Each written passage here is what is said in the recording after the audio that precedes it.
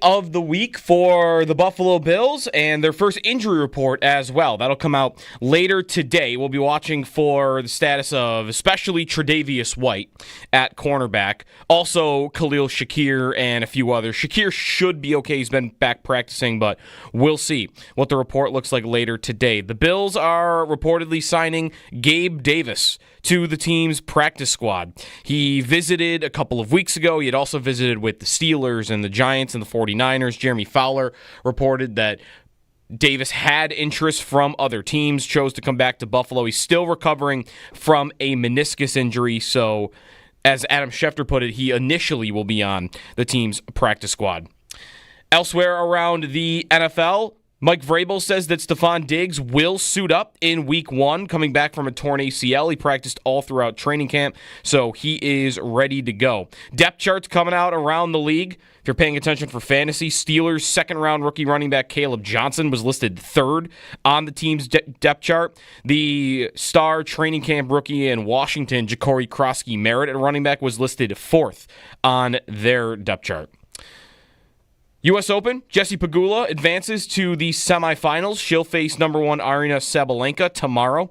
Time TBD on that. Carlos Alcaraz and Novak Djokovic advance on the men's side. They'll face each other in the semis on Friday. That's your Paddock Chevrolet Sports Update. Paddock Chevrolet celebrating 90 years of being your hometown dealership.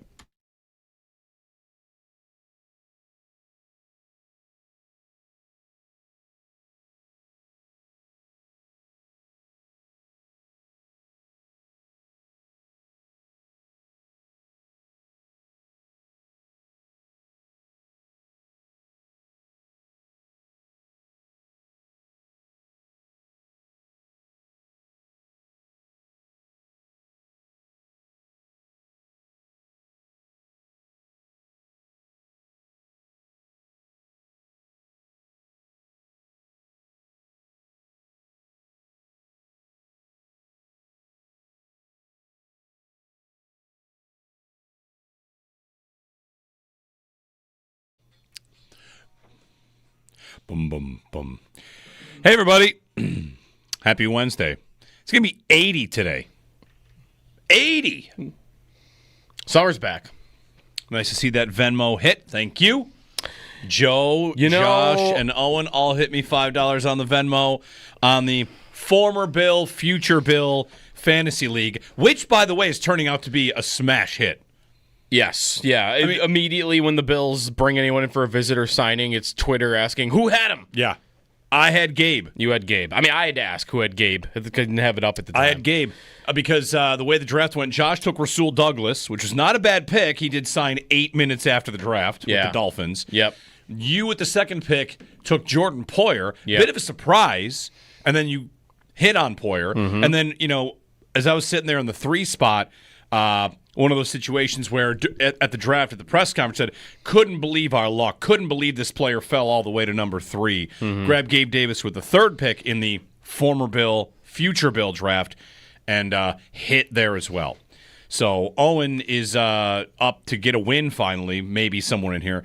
Mm-hmm. I've got the full draft board. We're going to run waivers later because, there's an open spot on my roster, and you guys got to decide if you want to tweak your roster ahead of time. We'll have to decide on rules for that. We already did. You were not here the one day. Were you not? Maybe. On for waivers? Yes. The way that it works is I had a player hit, I pick last. No, yeah, I know that. But we haven't run waivers since they did cutdown day. So if we run waivers, aren't we just all going to pick guys that they just cut? We did do it since then. Maybe I guess you probably weren't here. Yeah, you were off the one day. I got Mike White on my team. I dropped Kyle Allen and I have Mike White. Okay. Interesting. Former Bill, future Bill. Okay. Get into one of these leagues, folks. I don't like these games and bets that we've been doing because I don't know how they decide this on Schmenvo, but I go to the app and you are now listed as, when I go to hit the little icon to pay people, and then you have the list of top people. You're now number 1. On who you pay? On top people. So I'm paying you as much as anybody for anything on this app. So fair. Between games and bets, maybe it's not going well for me right now. Yeah, I wish we had a tail of the tape. Maybe we got. I do. I could just go to the app and you can hit the person's name and go to history, can't you? Yeah. Here we go. Between you, Minus yeah. 5, minus 5, minus 5, minus 10, minus It's all 5. little increments. Yeah. Yep. Great. Look at all these wins for me. Well, good morning. Happy Wednesday. Jeremy and Joe. Owen's here. Josh is here. The gang's back together. Josh back from the Adirondacks. Nice. Yep. Scroon Nice. Lake. Great time. Scroon Lake. Yeah. Just outside of Lake George. It was awesome up there. Yeah. Little chilly though. Like it was. We went on the boat both days and it was cold, but it was well worth it. Loved it up there. Nice. Good to have you back. We'll have to get a quad box going for something today on the YouTube chat. Why not? Get a quad box going. So, yeah. Anyway, good morning. 80 degrees today. Back to school stuff. My kids don't go to school until tomorrow. Tomorrow? Yeah, tomorrow, which is, big, huge step. Got the backpacks, got the lunch boxes, got the new school clothes. Did you drop off all the supplies? Was Yep. that already happened? Yep, we did the supply drop off. Nice. And Are they excited? I think so. I've been talking up school a lot. Good. How it's going to be fun, you're going to make friends, and how, I mean, the thing I say a lot, nerd alert, I say, I loved school. Daddy loved school. I did. I loved school. I never had a problem going, never hated it. Yeah. Liked learning stuff, I guess. Never hated school at really any point until, I don't know, calculus. Calculus. It wasn't until calculus. I loved that. There's something you would have been learning eventually you would have hated. No, calculus, and then in college I took a course called Interpretation of Fiction that I hated. Interpretation. Yeah, that's where you read books. Fiction. You read books and had then to write, interpreted it. You had to write about them. Read Fried Green Tomatoes, among others. That book wasn't that bad. Okay. You read The Pearl. Whatever class I read, The Pearl by John Steinbeck. Hated that. Okay. Trying to think what are the good books you read when you're in school? Can you the good books that you read in school? My history books. Yeah. There you go. You liked history? I loved history. Do you have an idea of what their favorite subjects are going to be? Like, could you predict that right now? There are 4. Right. So, subjects, my sons will be gym or recess. My sons will be when you're allowed to run around and crash into things. Yes. My daughter's favorite subject will also be recess. I don't know. Okay. Like if I was to forecast them 10 years if out. you had to predict in 10 years what their favorite subjects are going to be. That's a good question. I've not thought about that. I don't know. Science? I loved science. You like space, right? Yeah. Is that over? The moon, and that was a couple years ago. He'll like science if they're teaching about combustion engines and spoilers and the effects they have on cars. He's a car kid, so, Okay. What did I mean, I liked science. I like social studies, Yeah. My science teacher did not like me because I would always come up with questions that were, unanswerable.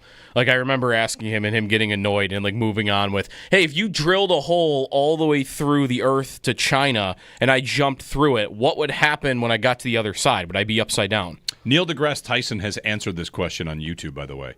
That question? Well, yeah. No, he hasn't. Yeah, I think so. Really? You could, yeah. What'd he say? You're jumping through the Earth? Yeah. This answer is on YouTube. Okay. I think it's Neil deGrasse Tyson. Probably turn into a liquid by the time you get to the middle of the Earth or something, yeah. Yeah, there's something about, I don't know. I just wanted to know if you'd be upside down when you came out on the other side. Because you jumped in, and then you come out on the other side, and you would be what? You'd be feet first. Again, this was a question that they weren't going to waste any time with in school. They're like, this kid is sneaky with these questions. We're going to call him Sneaky Joe. I'm trying to think, the books, the whatever. So you'll see school buses, teachers are back to school, routines are different. Mm-hmm. Maybe we've got parents of kids that are up earlier or missing us because the kids are getting ready, chaos and all that kind of stuff. So back to school season, back to football season. We've got our first game tomorrow with the Eagles and the Cowboys, and then the Friday game, which, by the way, I found out that they're not going to do the Brazil game next year. The plan is to not do the Brazil game next year. Is that because they're doing an Australia game next year? I don't know about that. Is the Australia game they do going to be on Friday night? I mean, it'll be at some point. Yeah, that's right. I don't know. They could, I don't know when. They could do both, but the reason that they're not going to do the Brazil game, A, will surprise you, and B, might not hold up. They could just change their minds. I have that listed as a thing to tease for later in the show. Okay. So I'm teasing this tease. Not going to get to that yet. Let's get to Gabe Davis, who I scored $15 from you three on because he's the former Bill, future Bill that is back.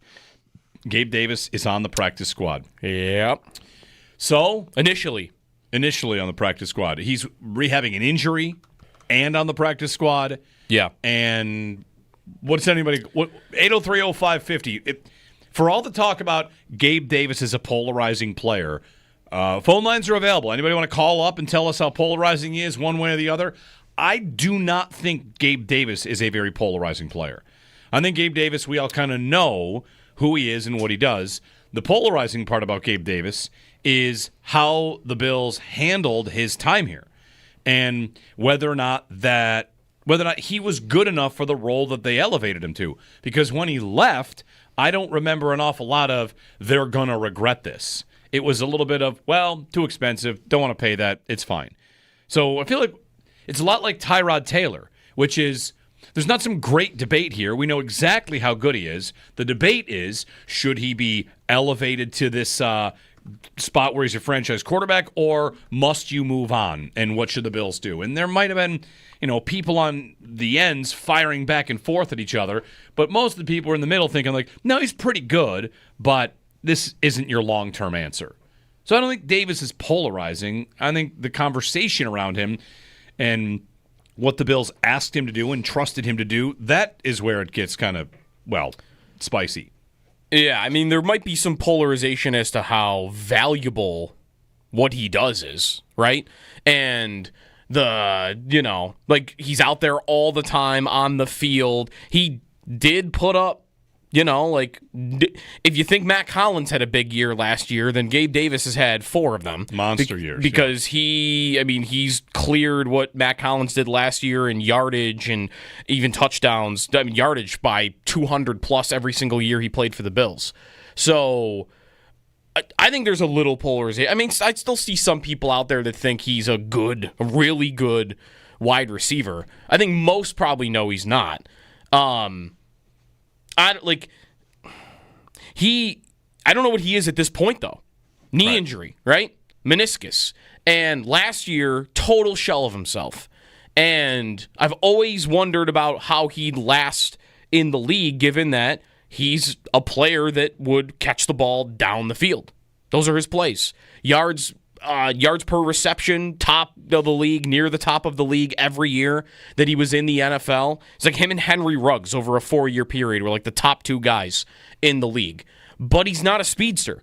No. He's not that. He stacks speed vertically, but he needs time to do it. It's not a 0 to 60 scenario. Right. But if now I've got any form of a deteriorated Gabe Davis, then what is he really doing for me? If he gets out onto the field, he's just going to block? What is he doing that Jackson Hawes can't do for me, I guess, out there on the field? Jackson Hawes. Would be my question. And I'm worried. I was not worried about Poyer because I think he didn't have a market. There was not going to be a long list of teams that were going to line up and try to get him. I don't think that was the case with Jordan Phillips either. Wasn't the case with Micah Hyde at the end. This one feels different to me.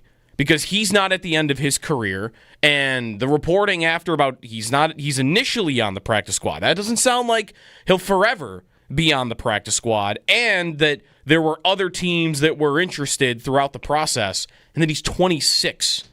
I think he's. We've talked about Poyer back and forth. I don't think Poyer is going to get on the field much. I didn't think Micah Hyde was going to get on the field last year. I think Gabe Davis is getting on the field, and that would be a concern for me. If he steps on the field, that's a concern. Well, last night on Hard Knocks, we learned. Did you watch Hard Knocks last night? I actually missed the Hard Knocks last night. Well, if you missed it, I wouldn't blame you. First off, you had to remember it was Tuesday. Right. That is literally why I forgot to watch it or didn't watch it, because I forgot it was Tuesday. So we logged in. I popped it on to watch it, and at 9 o'clock, it was not there. It took until 9:20 for whatever reason to show up for me. Maybe HBO also forgot. Could have been my house, whatever. So it started late. Poyer is part of this episode, and Poyer says, I came here to play. Mm-hmm. He's like, I know I'm not here to take anyone's job, but at the same time, I think I still got something for this game. So to your conversation about Poyer and Gabe, the thing with Gabe, other teams were interested. Maybe that's the agent for Gabe seems to be an active agent that gets gets his messaging out there. Man, I don't know what to do with the Gabe thing. We live in this time where the Bills are great, and if you come at them for anything, whether that's, hey, maybe they should have drafted a receiver in the 5th round, or whatever it is, it's, how dare you, they're good. Yeah. And that's not everybody. Everyone's got their small little criticisms. So I know each and every one of you out there listening wishes they did some things differently. And with this, it's, you're going to worry about Gabe Davis, the practice squad? He's on the practice squad. Who cares? He's on the practice squad. But it's another dipping back to the vibes. He is 26 years old. 26 years old. He had no market, in part because he gets to do what he wants here. The Jags are basically paying him. There's offset language. Wherever he signs, he doesn't make more money. Right. He just kind of gets what he gets. So he picks his best scenario, which is coming back to join Josh and try to work his way back in with the team that he came up with. Gabe is a great success story of a 4th-round pick. He's arguably the Bills' best ever pick at receiver. One of them. Shakir at 5, Gabe at 4. Those two are both really good picks, and Gabe is a home run of a pick. Diggs, of course, is a trade. And now I've got, Keon Coleman. So Gabe is a success story. The thing about him now and the way this all kind of lines up is, like you said, he's like, what, wide receiver 7, 8, 9? Is he going to work his way back? Is he going to get on the field? The most under-talked about thing in the last 24 hours about this is, does anybody remember Gabe Davis in the Joe Brady offense? Non-existent. Right. So part of me wants to say, I guess I shouldn't get too worked up about it. First off, because the practice squad player. But we talked about how Diggs couldn't find a role in the Brady offense. Gabe was below that. Gabe was gone. Games with 0 targets. Games with 1 target. Games with 0 catches. He left and went to Jacksonville, put on number 0, and a good joke was like, to represent the targets he got in the Joe Brady offense. He was not a factor. He was not a part of Joe Brady's offense. He's not a yak guy. He's never been a yak guy. No, he's a down-the-field guy. This offense is built on yak guys. Even Keon Coleman is a great yak player. So yards after catch, separating early, anything like that, that is not the same fit. No. There's a part of it to me that thinks, you're dipping back to a guy that you played with for a couple of years, and that's fine. That's normal. He's injured. He's working his way back. He can show a lot of players what it's like to be a Buffalo Bill. He's got chemistry with Josh. All right. But on fit, the fit, we watched it die. We watched the fit die. And they kept that coordinator, and that coordinator has had great success kind of pulling the most out of receivers. And this is a guy who, when Brady got the job, you would have thought, well, look at Gabe. I mean, I wonder if he can go to the next level. Answer, he went to 0. He became a 0 under Joe Brady. So I don't know where he is in the mix. As you say, the agent or whatever, the reports are initially on the practice squad.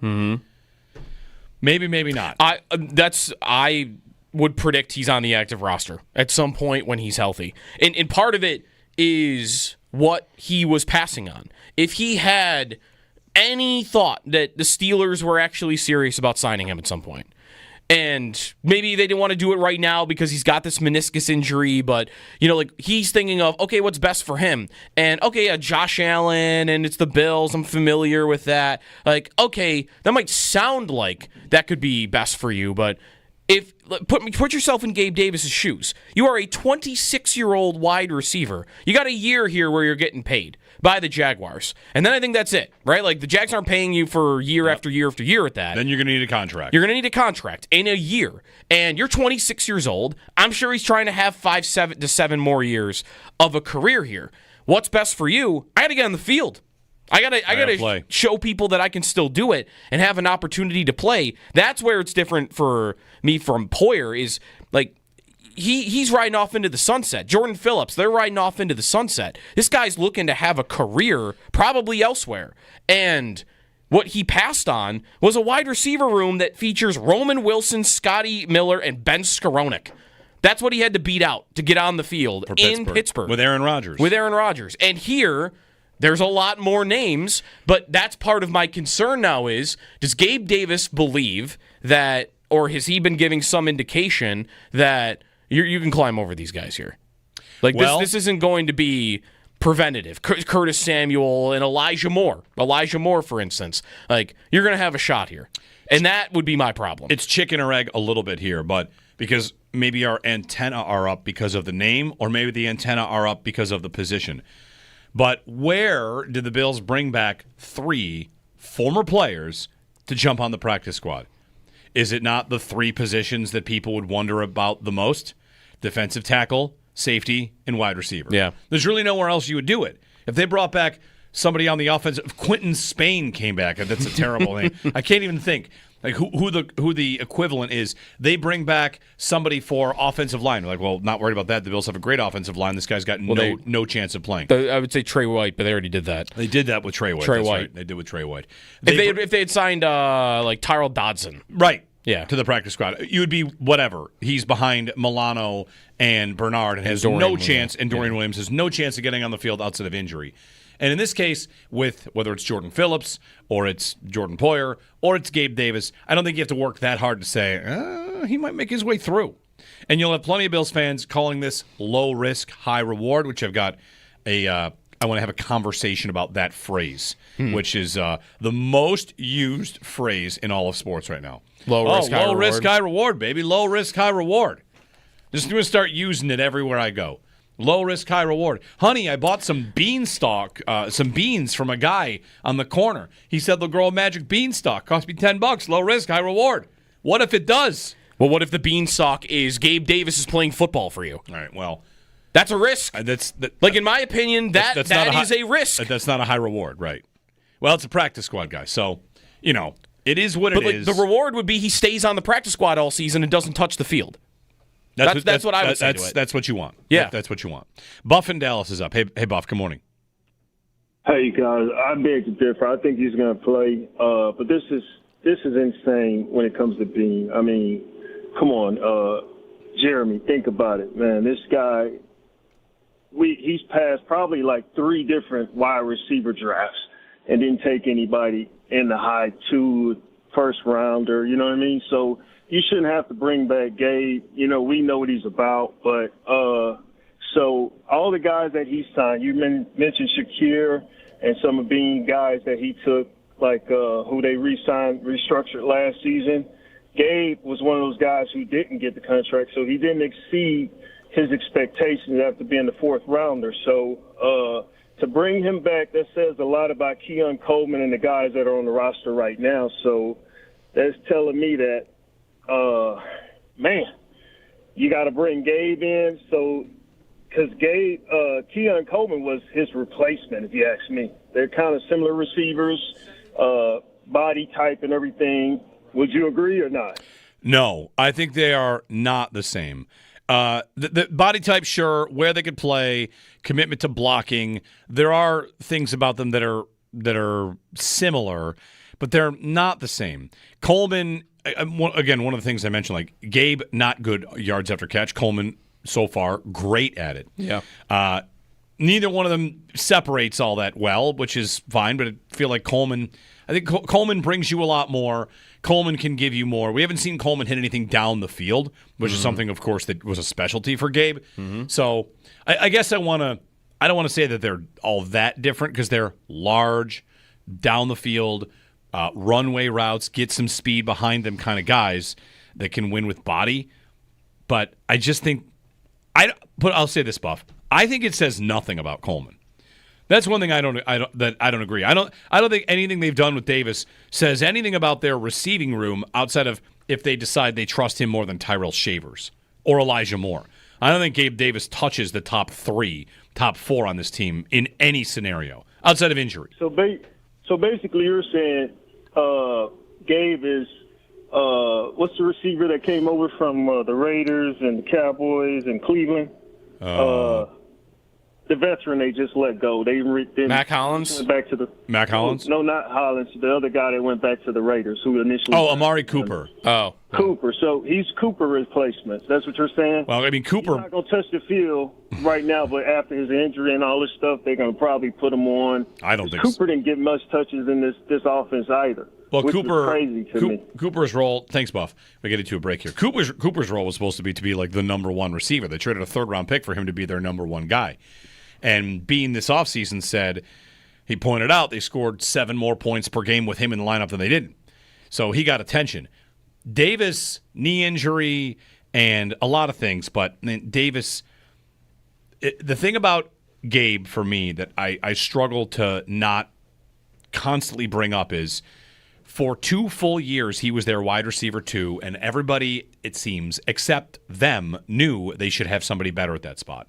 2 full years of Josh Allen's prime window, contending window, with a stud number 1 on the other side. They needed somebody to better exploit the fact you have a stud number 1 on the other side that could do more, and they didn't. And they rolled out wide receiver rooms with Deontay Hardy and Trent Sherfield that were like bargain basement guys. Now they've built a deeper room. I don't think Davis has a chance to get through it. I really don't believe. I don't think he has much of a chance to get through it. Then why'd he sign here? Because he doesn't have options, and just like Jordan Phillips, he likes it here. Because it's the practice squad, and who'd he kick off the practice squad? So is he accepting his career is over then? No. Because what's going to happen? He's going to not play this year, and then he's going to hit free agency, and someone else is going to sign him then? He's doing the same thing that Vic Fangio does when he gets fired and becomes a consultant with the Eagles. And then if he wants a job next year, he'll go work for one. But what's Gabe going to do? He wasn't going to make any more money anywhere else. He thinks there might be an opportunity. I'm not so sure there's much of an opportunity. To Buff's point, though, and this kind of a zoom out, what would I rather have on the practice squad than Gabe Davis? A fast receiver that gets open that needs a little more seasoning. Because somebody that can get open. And, as we go through this, we talk about the position a lot. We talk about wide receiver a lot. Brandon being highlighted, but we talk about it a lot, even if we don't. Which, this offseason was a lot about defensive end and overhauling the defense here on this show. The thing about Gabe, though, is like, I knew what he was for multiple seasons, a serviceable role player, and now he's back, and what am I going to do about it? I want developmental players instead of another callback guy. And you want the 7th round pick they just dumped for this spot. He got hurt. Yeah, Caden Prather got hurt. I'd much rather have that. I'd much rather have a little bit of a belief that learning the things they do is more doable for young players. Because what they're kind of telling you is, we don't have the depth of guys that know what to do. Mm-hmm. So we brought back 3 guys that do know what to do, I guess. It's practice squad. I'm not too bent out of shape about it. But I do think if you zoom out and look larger picture, it's just kind of like, okay, this is why we created the former Bill, future Bill draft. Because I saw the joke yesterday, does Brandon Bean have anybody else's phone number? Which I thought was kind of funny. So Gabe's back. I don't think it's a problem. I definitely don't think it's any sort of boost, if you want to get to that. Like, what he's going to bring, what he can do. I don't see that at all. 803-0550, 1-888-552-550. Give us a ring. We'll talk with Sal at 7:30. Joe Marino, Locked On Bills podcast at 8. Kevin Ostreicher on the Ravens at 9, as it's a game week. Plenty to get to here on Gabe Davis, on the Bills, and this upcoming matchup with Baltimore, which is, of course, Sunday night. 1 day away from the season opener. Jeremy and Sneaky Joe here on WGR.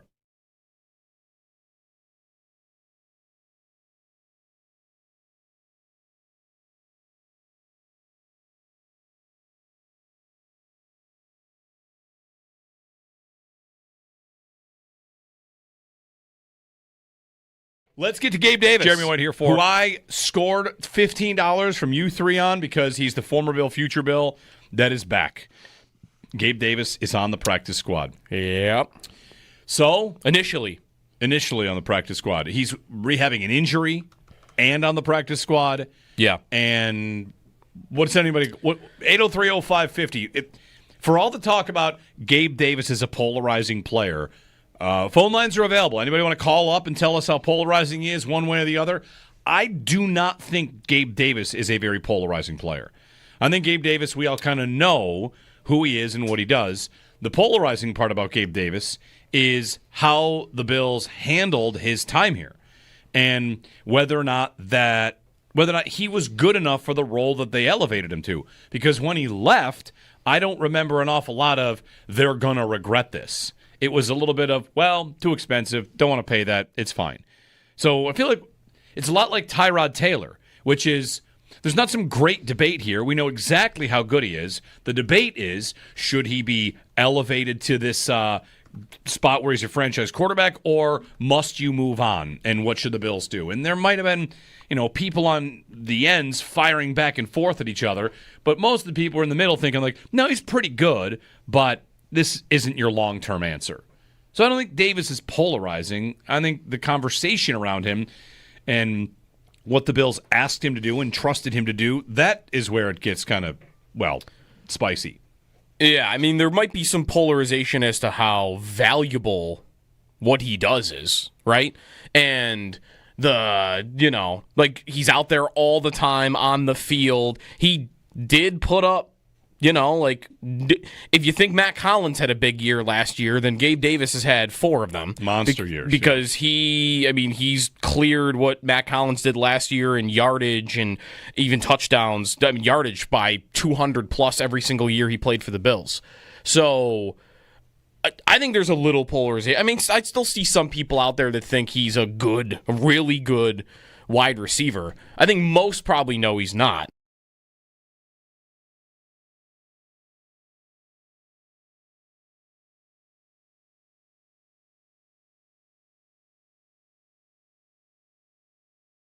The thing about him now and the way this all kind of lines up is, like you said, he's like what, wide receiver 7, 8, 9? Is he gonna work his way back? Is he gonna get on the field? The most under talked about thing in the last 24 hours about this is, does anybody remember Gabe Davis in the Joe Brady offense? Non-existent. Right.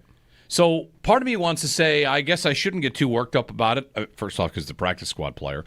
But we talked about how Diggs couldn't find a role in the Brady offense. Gabe was below that. Mm-hmm. Gabe was gone. Games with 0 targets. Mm-hmm. Games with 1 target. Games with 0 catches. He left and went to Jacksonville, put on number 0, and a good joke was like, to represent the targets he got in the Joe Brady offense. He was not a factor. He was not a part of Joe Brady's offense. He's not a yak guy.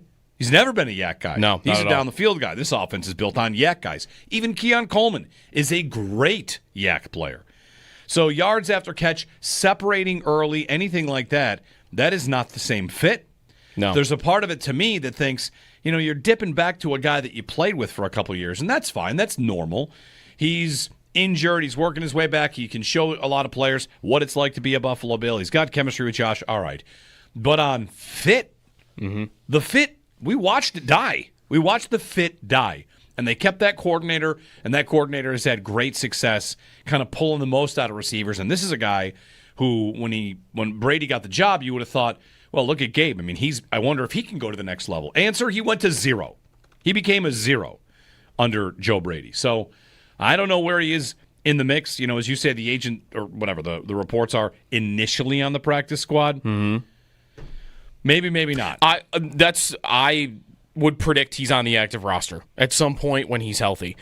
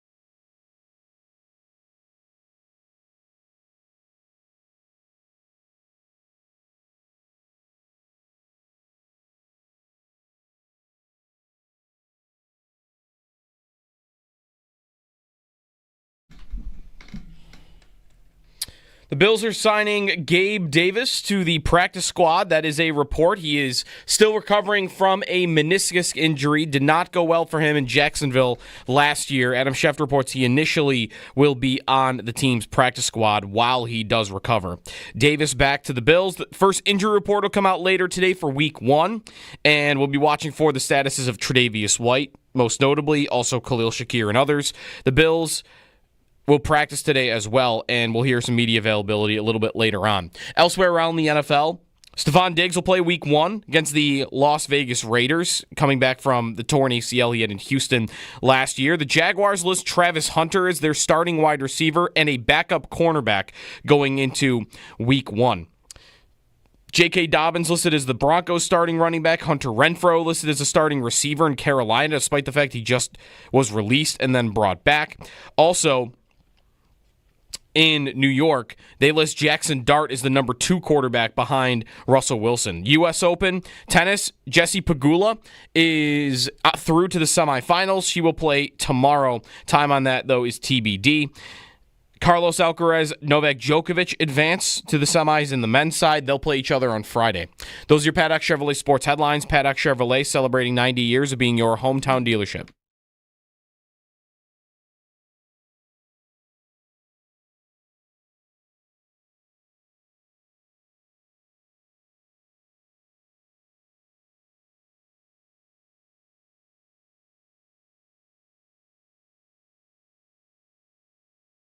We're going to get to our former Bill, future Bill waiver draft in a moment.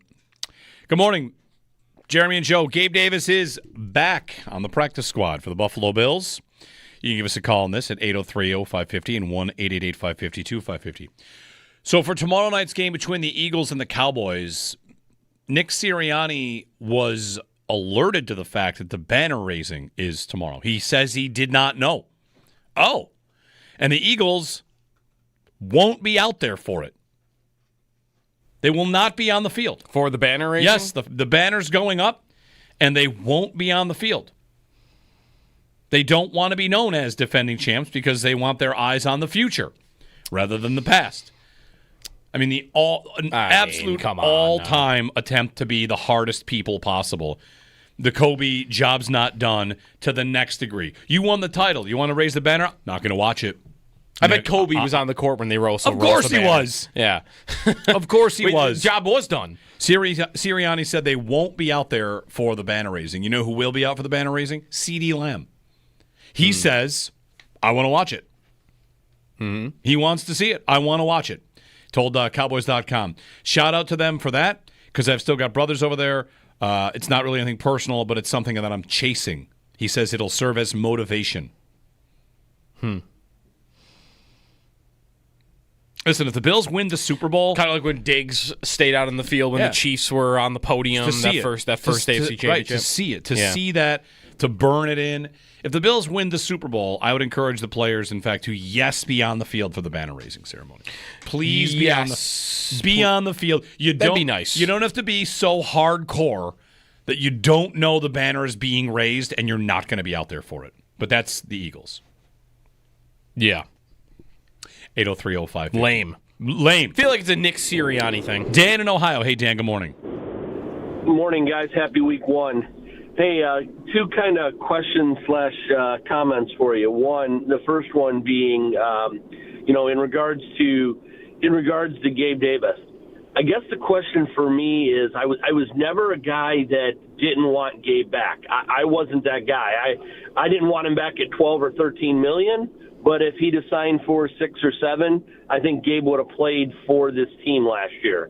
And now that he's playing for 0 on a practice squad deal, it doesn't bother me. And does he have a place on the team? Who knows? We'll see how he recovers from the injury.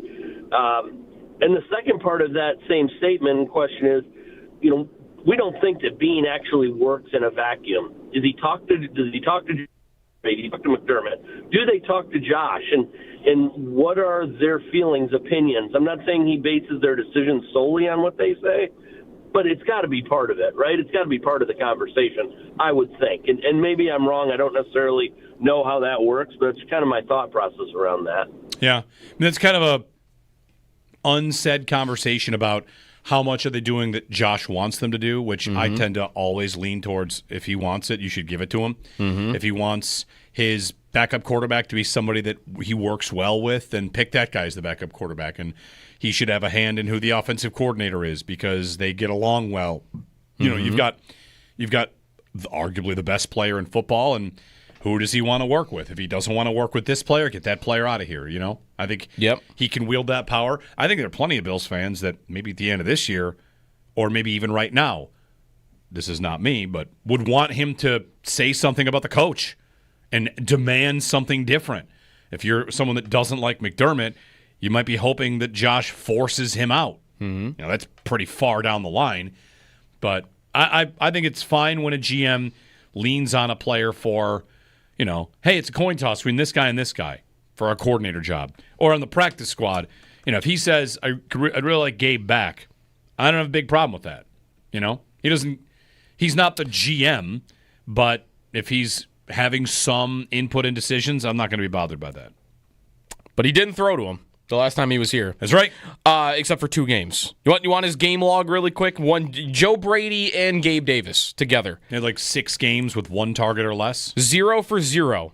6 for 105 and a touchdown. Again, like there's a couple big games mixed in. That's there. the Eagles game where ultimately he misreads leverage on a play, and if he doesn't, they win the game. Like 6 for 105 and a touchdown sounds good. Does it sound good still if I tell you it's on 12 targets? Not as good. Still fine. Yeah. After that, 0 for 0. After that, 0 for 0. 4 for 130 and a touchdown. Pretty good. Charger game. 2 for 21, 0 for 0. He's done. That's it. Not a factor, except for 2 games. 2 games. And he actually had a 0 right before Brady came in against the Bengals. So in the second half of his last year with the Bills, 1, 2, 3, 4, 5 games where he didn't have a catch.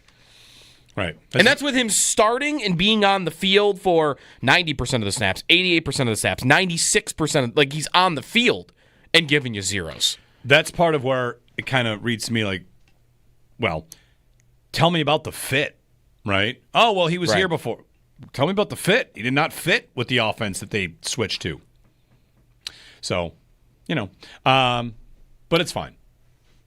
Wonder where he would rank on Bills starts at receiver with 0 catches. What's that list going to look like? Wow. Starts and 0 catches. Yeah. I don't know. Like, I don't know how many times he would have done it before that half a year where he had zeros. I mean, there were a lot of games where he wasn't really involved, even before Brady became the coordinator. There's just these big, Pro Football Reference, his nickname is Big Game Gabe, and that is 99% the 13 seconds game, right? But maybe part of it also is like, this is what he was in fantasy. Hey, he might give you 6 for 100 and a touchdown, or he might give you 1 for 30. Yeah. 803-0550, 1-888-550-2550. Gabe Davis back on the practice squad. Bills, what else on Hard Knocks last night? You didn't see it.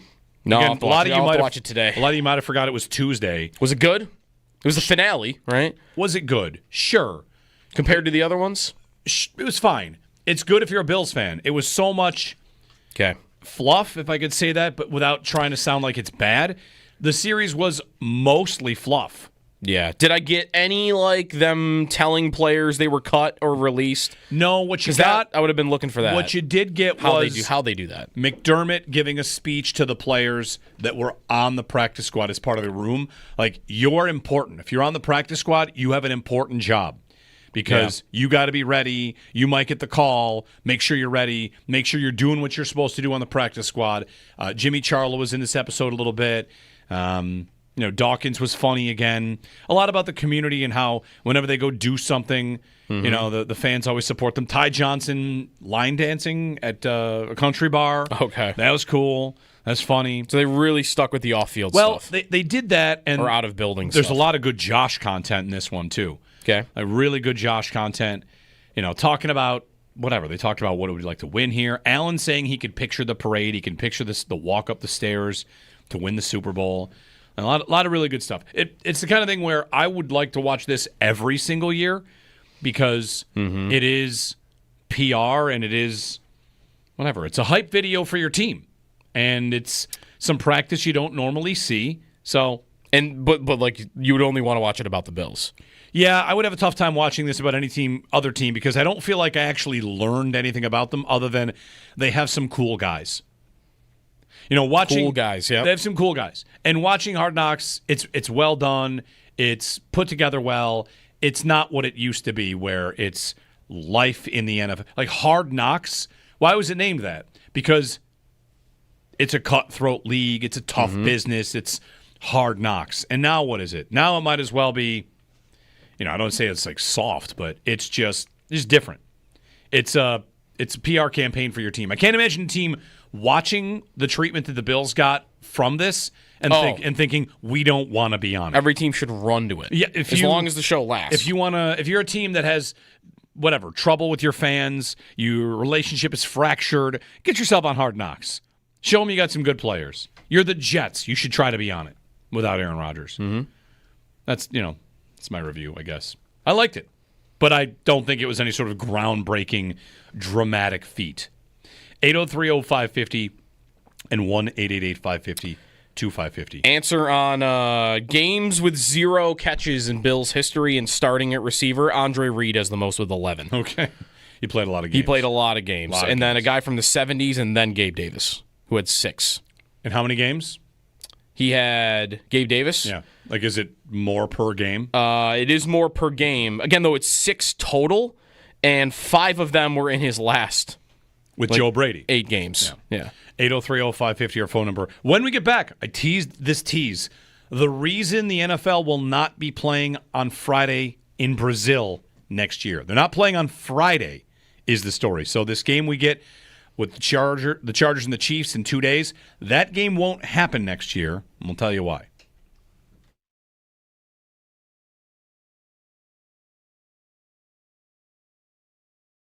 The thing about him now and the way this all kind of lines up is, like you said, he's like what, wide receiver 7, 8, 9? Is he gonna work his way back? Is he gonna get on the field? The most talked about thing in the last 24 hours about this is, does anybody remember Gabe Davis in the Joe Brady offense? Non-existent. Right. So part of me wants to say, I guess I shouldn't get too worked up about it. First off, because he's a practice squad player. But we talked about how Diggs couldn't find a role in the Brady offense. Gabe was below that. Mm-hmm. Gabe was gone. Games with 0 targets. Mm-hmm. Games with 1 target. Games with 0 catches. He left and went to Jacksonville, put on number 0, and a good joke was like, to represent the targets he got in the Joe Brady offense. He was not a factor. He was not a part of Joe Brady's offense. He's not a yak guy. He's never been a yak guy. No, he's a down-the-field guy. This offense is built on yak guys. Even Keon Coleman is a great yak player. So yards after catch, separating early, anything like that, that is not the same fit. No. There's a part of it to me that thinks, you're dipping back to a guy that you played with for a couple of years, and that's fine. That's normal. He's injured. He's working his way back. He can show a lot of players what it's like to be a Buffalo Bill. He's got chemistry with Josh. All right. But on fit, the fit, we watched it die. We watched the fit die. And they kept that coordinator, and that coordinator has had great success kind of pulling the most out of receivers. And this is a guy who, when Brady got the job, you would have thought, well, look at Gabe. I mean, I wonder if he can go to the next level. Answer, he went to 0. He became a 0 under Joe Brady. So I don't know where he is in the mix. As you say, the agent or whatever, the reports are initially on the practice squad. Mm-hmm. Maybe, maybe not. I would predict he's on the active roster at some point when he's healthy.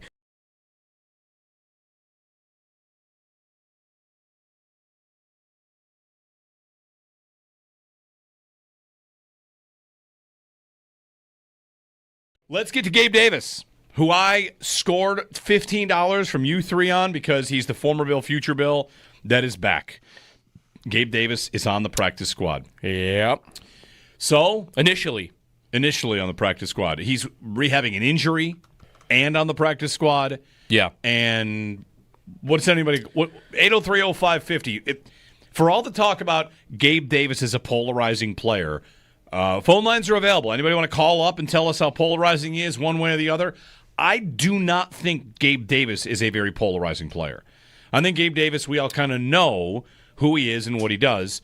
The polarizing part about Gabe Davis is how the Bills handled his time here, and whether or not he was good enough for the role that they elevated him to. Because when he left, I don't remember an awful lot of, they're going to regret this. It was a little bit of, well, too expensive, don't want to pay that, it's fine.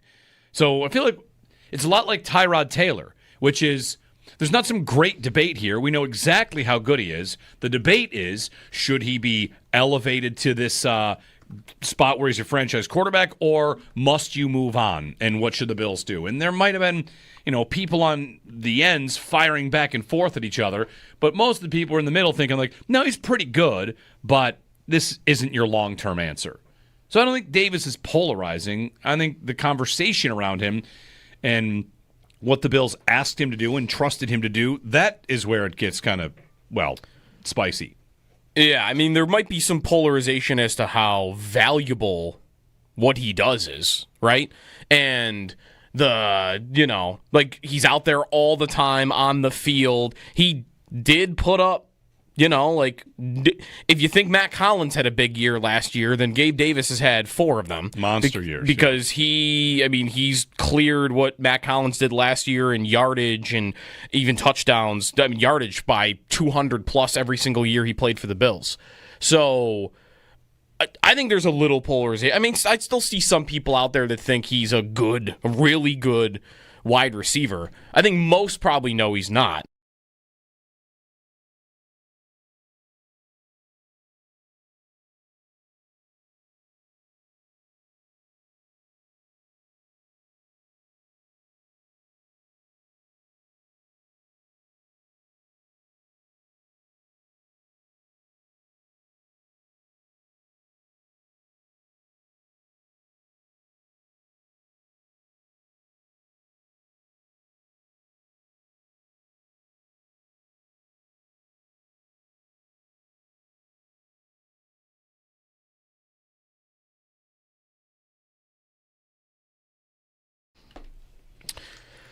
Hey, couple weeks, the inaugural Back Tee Golf Classic will be Monday, September 29th at Gowanda Country Club. It'll be a fun day, a lot of golf, community, giving back, car giveaway at a par 3 hole-in-one, $10,000 cash prize. It's going to be awesome.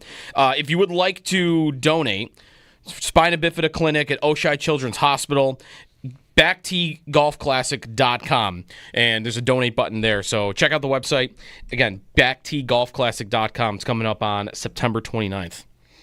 So tomorrow, 6:30, we're going to have a member of the 6 a.m. club, Ed McGrogan, senior editorial manager at Tennis Channel. Mm-hmm. He'll be on at 6:30 tomorrow to talk to us about Jesse Pegula in the semifinal at the U.S. Open. Nice. So that's Great. Tomorrow at 6:30, yeah. Venus Williams got eliminated yesterday in the doubles. It would have been cool to see her keep going. Yeah.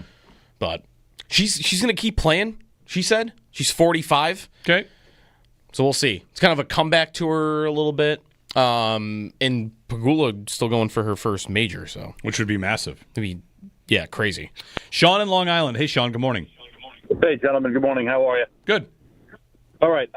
So I don't know where Bean's priorities really are at. It's very frustrating to see because you take a look back. I was done with Daquan Jones at the end of the Bengals game 3 years ago when they got ousted and they got ran all over. Oliver doesn't offer anything, I think, in the middle other than an occasional flash play. He's solid, but he's definitely not. He hasn't lived up to his draft status.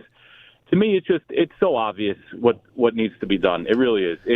You call Tennessee, what do you want for Jeffrey Simmons? You guys are going nowhere this year.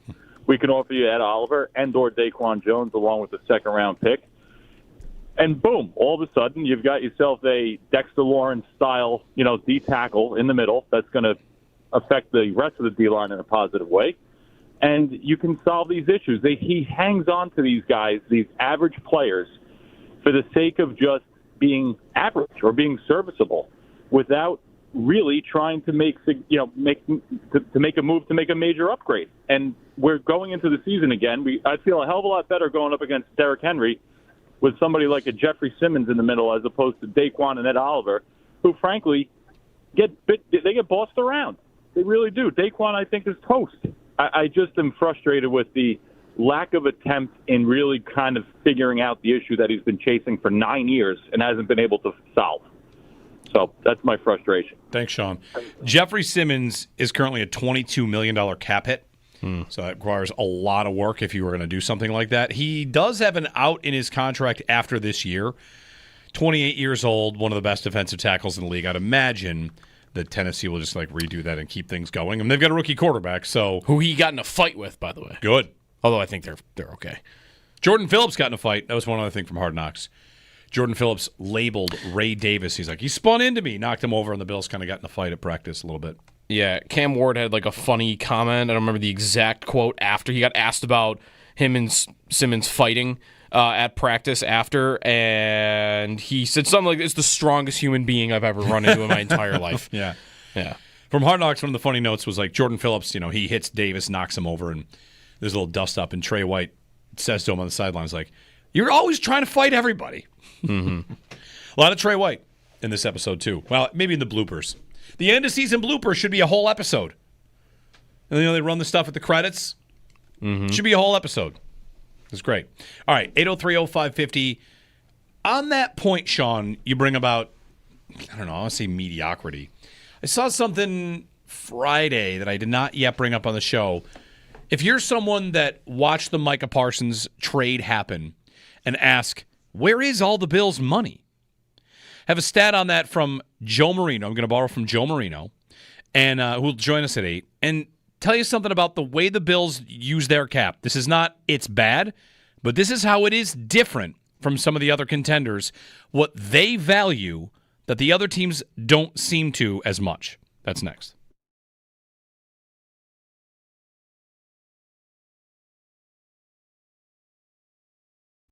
The thing about him now, and the way this all kind of lines up is, like you said, he's what, wide receiver 7, 8, 9?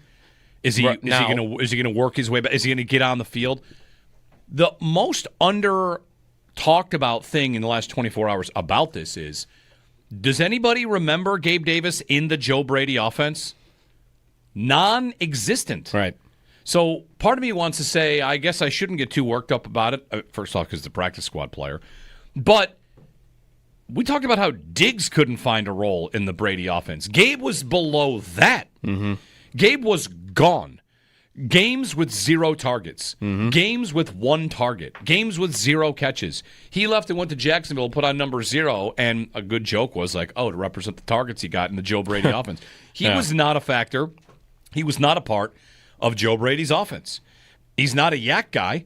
He's never been a yak guy. No, he's a down-the-field guy. This offense is built on yak guys. Even Keon Coleman is a great yak player. So yards after catch, separating early, anything like that, that is not the same fit. No. There's a part of it to me that thinks, you're dipping back to a guy that you played with for a couple of years, and that's fine. That's normal. He's injured. He's working his way back. He can show a lot of players what it's like to be a Buffalo Bill. He's got chemistry with Josh. All right. But on fit, the fit, we watched it die. We watched the fit die. And they kept that coordinator, and that coordinator has had great success kind of pulling the most out of receivers. And this is a guy who, when Brady got the job, you would have thought, well, look at Gabe. I mean, I wonder if he can go to the next level. Answer, he went to 0. He became a 0 under Joe Brady. So I don't know where he is in the mix. As you say, the agent or whatever, the reports are initially on the practice squad. Mm-hmm. Maybe, maybe not. I would predict he's on the active roster at some point when he's healthy.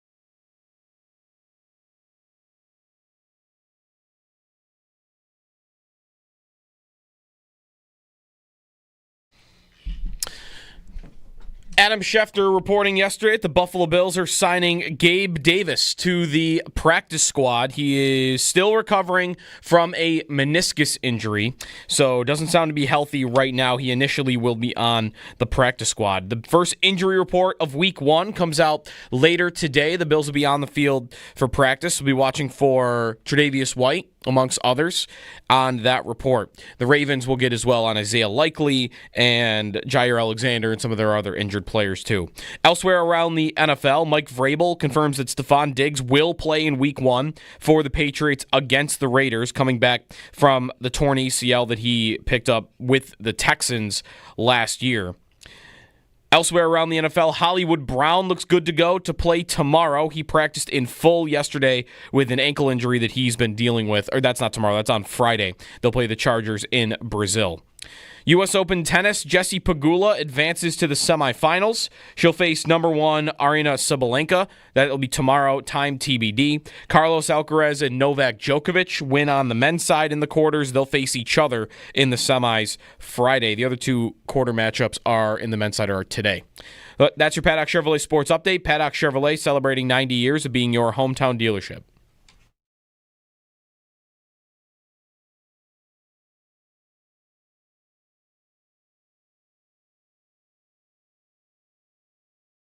Would you welcome a return there, or has that run its course? Listen, I'm open to whatever I feel like is the best option. If Buffalo is that best option, obviously, I will take it. That's definitely something that I will do. I know the system very well. I know the guys very well. And I feel like I can contribute big there like I have in the past. So Buffalo's definitely could be a team that I end up being on. We'll see. I don't know.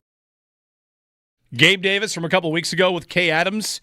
He is back with the Bills on the practice squad. We are talking about it because, well, it happened. You can join us at 803-0550 and 1-888-550-2550 to join us. Jeremy and Sneaky Joe. Owen's here. Josh is here. We got to do waivers still. We got to process waivers for our former Bill, future Bill draft now that Gabe Davis has been brought back. Mm-hmm. I drafted him, so I scored some cash from these guys, and we got a couple of open spots on our rosters for former Bills to next make their return. Our great fantasy league. We also tonight have our all wide receiver fantasy league draft. Yes. 12 teams, mm-hmm. 10 roster spots, all receivers. We start 7, just for something to do. Will Gabe Davis get drafted? No, he won't. Why not? Okay, so we teased something going to the break. By the way, good morning. If you want to chime in on Davis and anything else, Bills, we'll talk about it with Sal coming up at 7:30. The Bills speaking with the media yesterday. Sean McDermott down at One Bills Drive talking about changing the narrative on Buffalo. I want to get to that at some point, too. We'll play that highlight, and we'll do that. Also coming up today, and we'll talk about this with Sal, injury designations. Couple names to watch here, right? Mm-hmm. Tre'Davious White, a big one. Tyler Bass, a big one, right? What's his availability for the opener against Baltimore? Isaiah Likely missed practice on Monday. Again, today's the day for injury designations in a regular game week. So we'll get a little bit of a better picture on who might and might not be available. So that's later today, so stay tuned for that. But we went to the break and talked about something here. We had a caller call up and say, trade for Jeffrey Simmons, right? Like the Bills don't have the cap room to trade for Jeffrey Simmons. The Micah Parsons trade happened Thursday last week, and saw a breakdown of the salary cap in the NFL. Every team, how they spend, what they spend, not just cap space, not positional, but it was presented in a way I'd never seen before. So I want to go through that a little bit. Now, Joe, I want to preface this by saying this is not the man on the radio has told you the Bills are doing it wrong. This is, I'm going to tell you how the Bills are doing it just by looking at where the money is. Because did you get a little bit of, how come the Bills don't have all the cap space to sign Micah Parsons? Why don't they have space for that? Sure, right? Definitely. They have. Who are they paying so much money that causes them to have less room than anybody in the league? Right. You would have seen the Eagles have all these high-profile, high-priced players, and why don't the Bills? They have Josh Allen, and who's the next highest-paid player? It's Dawkins, it's Groot. You know, you'd have. So if you're someone that asked the question, why don't the Bills have space? Here comes the answer. And this came from Sebastian, an engineer at R Stats, NFL Stats R, which is whatever, he kind of scraping NFL data and taking a look at it. And he used over the caps, 53-man rosters. I promise this won't be super boring. Promise. It's just it's a look into something that they do. So the way that he broke this down was what percentage of your cap is being spent on rookie contracts? What percentage of your cap is being spent on low figure contracts? That's $5.8 million and below. Middle, 5.8 to 10.8. High, 10.8 to 23.7. Elite, 23.8 to 50 million. And then dead money. So basically, are you paying a lot of great players and have a lot of rookie deals? Do you have a lot of middle figures, high figure? Where is your money spent? And there's something on the Bills here that I think is revealing. I think it answers the question of where's all their money. And they, of course, have Josh Allen making a big cap figure. Just redid his deal. He's a highly paid quarterback. A lot of teams do have highly paid quarterbacks. So Allen makes big money. And then after that, there's not that many guys that make high dollars or middle.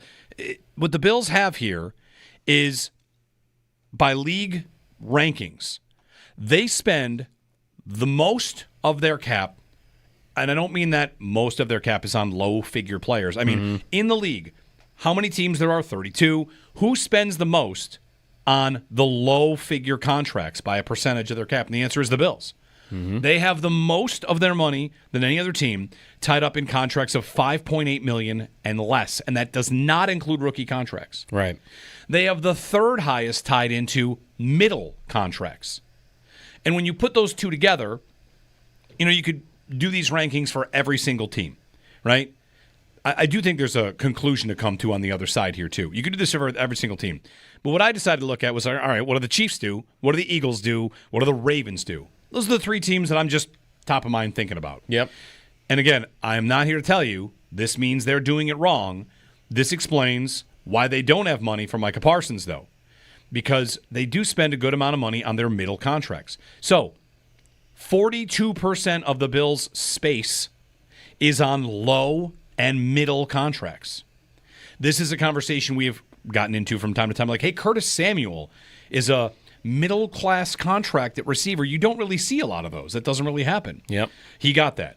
Anyway, 42% of the Bills' space is spent on low and middle deals. Philadelphia, that number is 20%. Half. Kansas City, the number is 27%. Baltimore, that's 20%. So what the Bills have is a lot of their money is tied into good players they've identified. They're not going to let them walk. They're going to just feel like they're going to get good value. The final piece of this is the Bills this year have the least amount of cap on rookie deals. Right. There's an easy explanation for that. Some of that's just going to be timelines. What was this offseason about? 5 guys on rookie deals just got extensions. They all got moved into the middle and the high figures. It's Shakir, it's Bernard, it's on and on and on. So what this, to me, ultimately paints the picture of, when Parsons got traded, maybe you had a group chat and someone in the group chat says, the Bills would never pay a guy that amount of money. And I don't agree with that. I think they definitely would. They have not had that many candidates to do so. Who are the guys that they've paid at the top of their position? It's Allen, who deserves it. It's Diggs. When he got his extension, they paid him near the top of that market. Who else would they pay near the top of that market? Mitch Morse. When they signed him, they made him the highest paid center in football. But they've not drafted players that have reached that, where we would say, should they make this player the highest paid at their position? They walked away from Jermaine Edmonds. They walked away from Gabe Davis, who's back on the practice squad. But if you're asking where's the money, the answer is that they spend it to keep this roster intact, to keep a really strong roster, a lot of good depth. There are teams that do it differently, where their money is really on high-profile guys, high-money guys, and then a lot of space at the bottom is just like, for whatever. You're not too worried about it. Well, and aren't there some teams here? I mean, part of it is that, sure, they just paid James Cook and Greg Rousseau and Christian Benford. Isn't a little part of it also that there are teams that are getting more from their day 3 picks filling out the back end of the roster. The Bills every year cut 1 or 2 day 3 picks.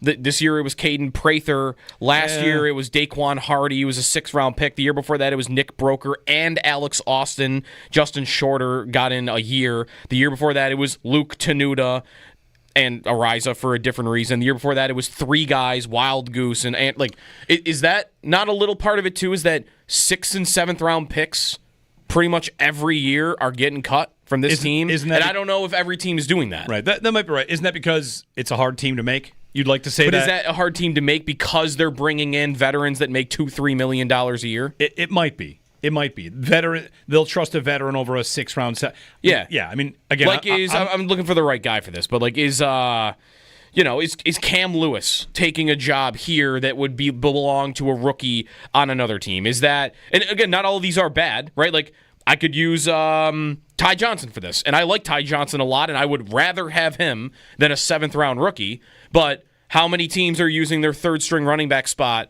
for a $2.5 million veteran running back versus how many are using it on a 6th-round rookie? Right.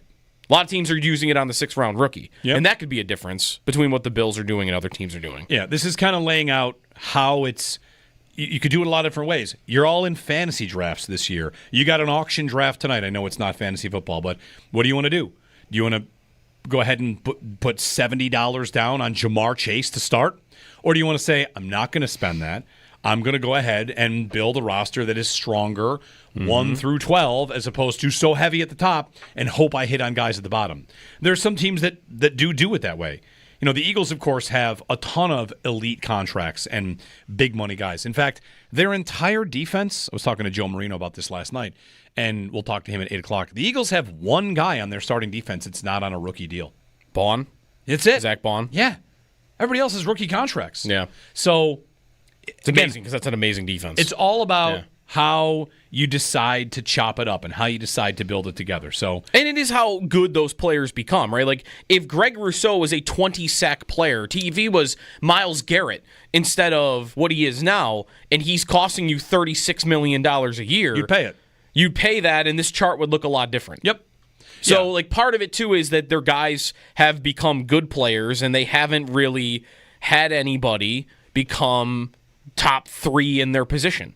And if that had happened, I'm sure they would like to have that happen. For sure. I mean, this year, they would want Dalton Kincaid to go for 1,200 yards and become the best tight end in football. The best tight end in football, and you pay him. They would love it. I mean, Bean has flat out said this year with Bustin' with the Boys, he'd like to have Myles Garrett, a guy who got $40 million a year. Right, he has said, I'd love to have a Jamar Chase, highest paid receiver in football. So, yeah, I don't buy that they would avoid paying somebody near the top. I think they would make it happen, and, you know, we would see the after effects. Right. But what we have here is, you know, a good team that builds this way. And on rookie contracts, the fact they have the fewest, I really want to point out that doesn't mean they don't value it. They're going through a transition. They have a bunch of picks next year. That number will grow. I feel like it kind of just moves and ebbs and flows with your timelines. So anyway, 8030550. Hope that wasn't too confusing. That came out Friday and really kind of visually nailed for me, where is all the money if you can't? Why can't you get a Micah Parsons? Answer is, you know, you're spending a lot of money. You're not spending it at the top. You're spending it on the middle and the bottom of your roster to make sure you have fewer weaknesses. 8030550 and 1-888-550-2550. It is strange, too, that, like, the Eagles, the study of, like, how they do it, and, like, a lot of it is what? That they push money way in the future, all that money they have tied up all the way through, like, 2030. And then you go to, like, you know, like, when Parsons comes available or somebody else comes available, and you go look at, like, oh, who's got the room to do it? And, like, New England comes up because that makes sense, right? Yeah. New England's not paying anybody yet. Teams without quarterbacks. Yeah. So, yeah. But then you look and it's like, how do the Eagles have $19 million in cap space today? Well, they have $142 million pushed into 2030. But they're just not going to use that? That's going to go as unused cap dollars, that $19 million? Like, or are they planning to do that? Like, again, they just are doing things a little differently than a lot of other teams, and I wonder if that's any part of it. Like, is that You can roll some over, right? Yeah. You can roll money over into the next year, so maybe they're planning that. Deadline moves. Because if a player became available today, Jeffrey Simmons, let's pretend there was an actual beef between Cam Ward and Jeffrey Simmons, and the Titans said, we can't have this, so we got to trade our superstar defensive tackle, and they made him available tomorrow, Philadelphia could just go and get him. And the Bills couldn't without doing 19 things. Yeah. So, again, I don't know what they're doing. That's totally different, other than pushing the money way in the future. 803-0550, 1-888-550-2550 to join us. Jeremy and Joe here on WGR. Season starts tomorrow. Eagles and Cowboys. Kind of lame that the Cowboys are in it, right? I wait. agree. No, I agree. I think it's... Could tomorrow be a version of Monday where everyone just kick your feet back and enjoy watching Belichick get destroyed? Will everyone have the same experience if the Cowboys are just getting destroyed tomorrow night? Maybe. That's not that unusual for them. Don't they have 40-0 blowouts somewhat routine? Getting blown out? Yeah, they did blow out the Giants 40-0 on an opening day. Okay, I'm thinking about that one. But you're right though. They can lose. They can lose their game by 20, 30 points. But they're a constant disappointment that nobody ever props up. Whereas Belichick was awesome, won all the time, got propped up, and then what happened to Belichick was I don't want to say it's an outlier. It might be the future for him, coaching in college. But if you were to tell me the Eagles beat the Cowboys 35-10, I would think okay, yeah, that's normal. Like what happened last year, the two Eagles-Cowboys games. The Eagles beat the Cowboys in both games, and their combined score was 75-13. Okay, they beat them 75-13 in the two games they played last year. So you're telling me to look for an alternate line on this game, a huge one. Yeah.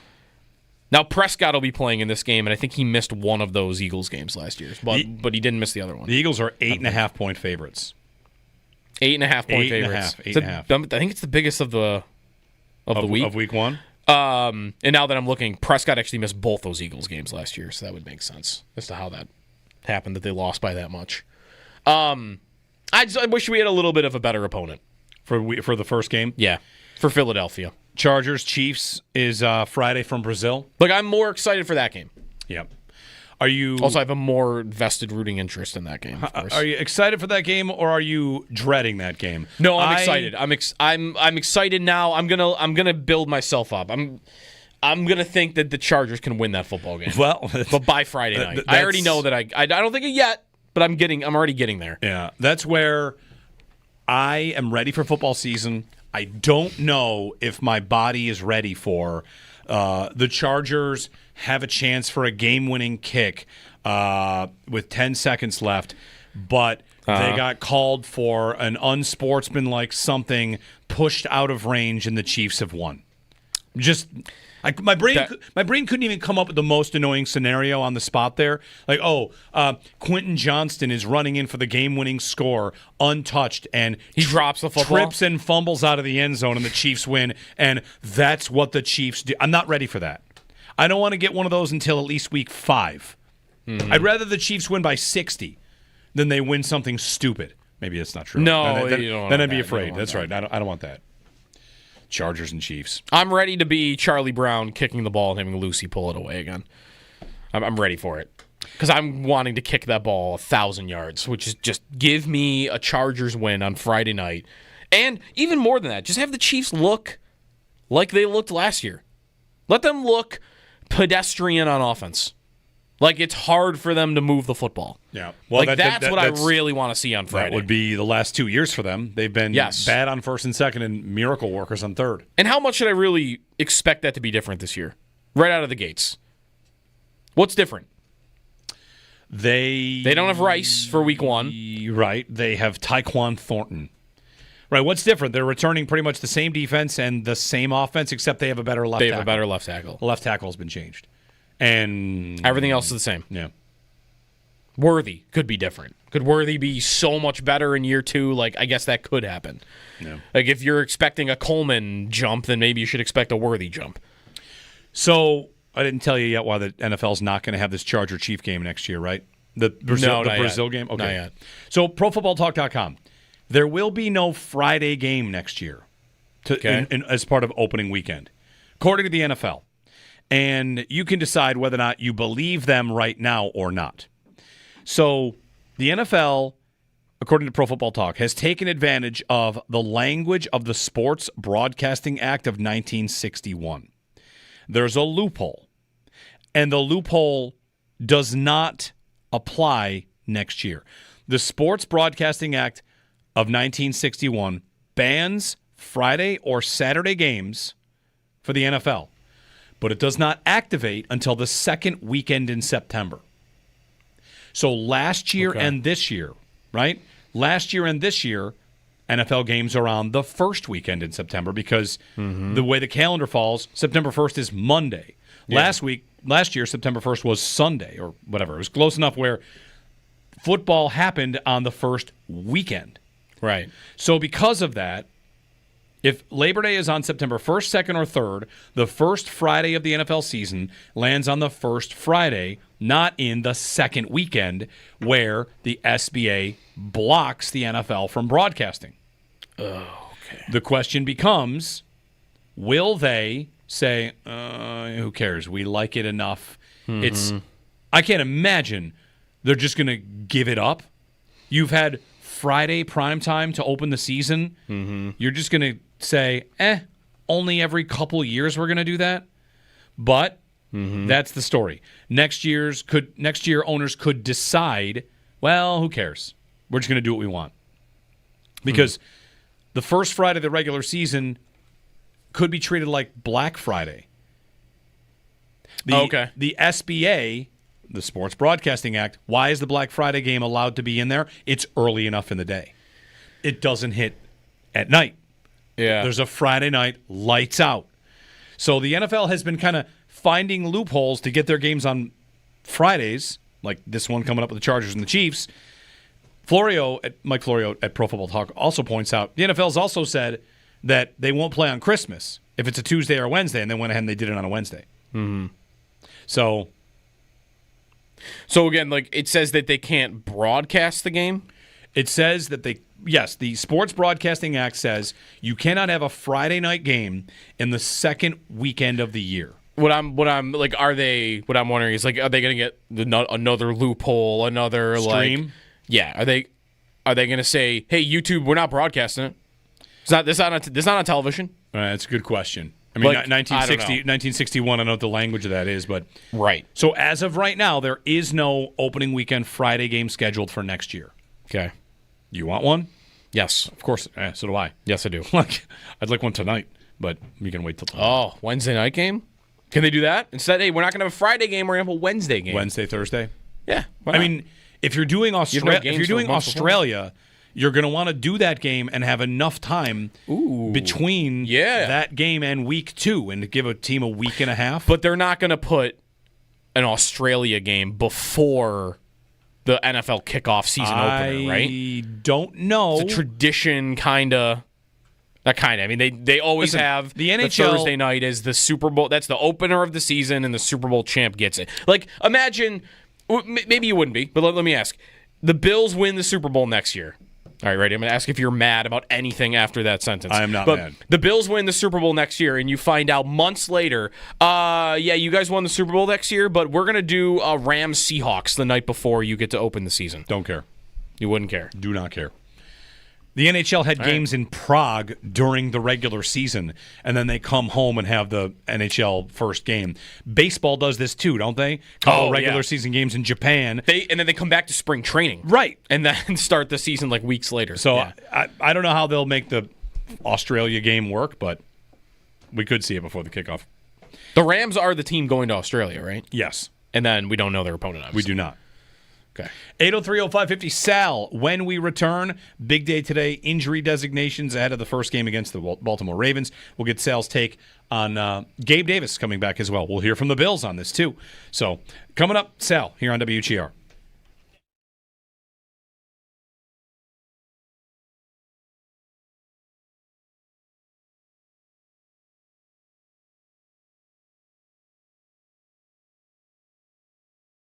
Let's get to Gabe Davis.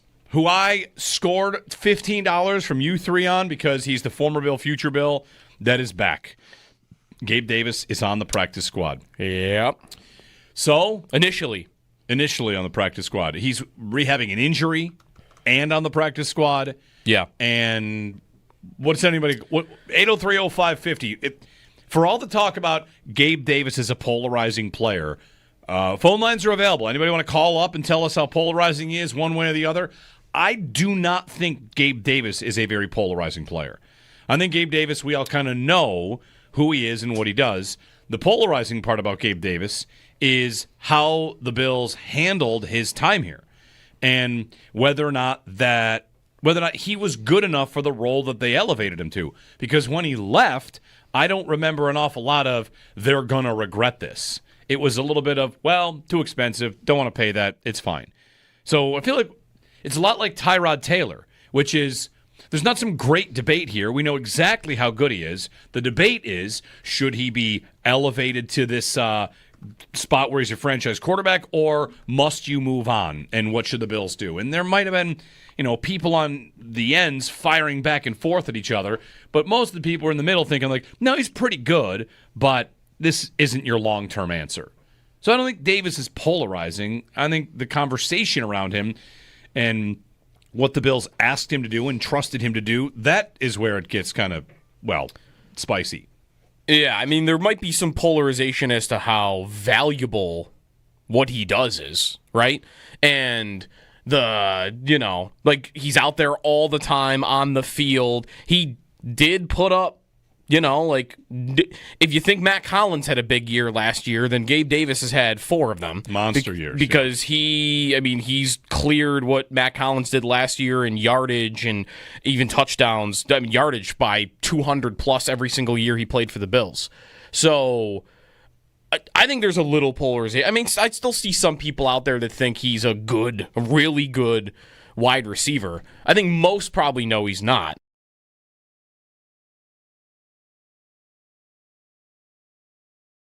What the Bills have here is, by league rankings, they spend the most of their cap, and I don't mean that most of their cap is on low-figure players. I mean, in the league, how many teams there are? 32. Who spends the most on the low-figure contracts by a percentage of their cap? And the answer is the Bills. They have the most of their money than any other team tied up in contracts of $5.8 million and less, and that does not include rookie contracts. Right. They have the third highest tied into middle contracts. And when you put those two together, you could do these rankings for every single team, right? I do think there's a conclusion to come to on the other side here, too. You could do this for every single team.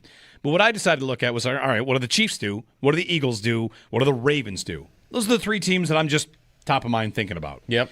And again, I am not here to tell you this means they're doing it wrong. This explains why they don't have money for Micah Parsons, though, because they do spend a good amount of money on their middle contracts. So 42% of the Bills' space is on low and middle contracts. This is a conversation we've gotten into from time to time. Like, hey, Curtis Samuel is a middle-class contract at receiver. You don't really see a lot of those. That doesn't really happen. Yep. He got that. Anyway, 42% of the Bills' space is spent on low and middle deals. Philadelphia, that number is 20%. Half. Kansas City, the number is 27%. Baltimore, that's 20%. So what the Bills have is a lot of their money is tied into good players they've identified. They're not going to let them walk. They're going to just feel like they're going to get good value.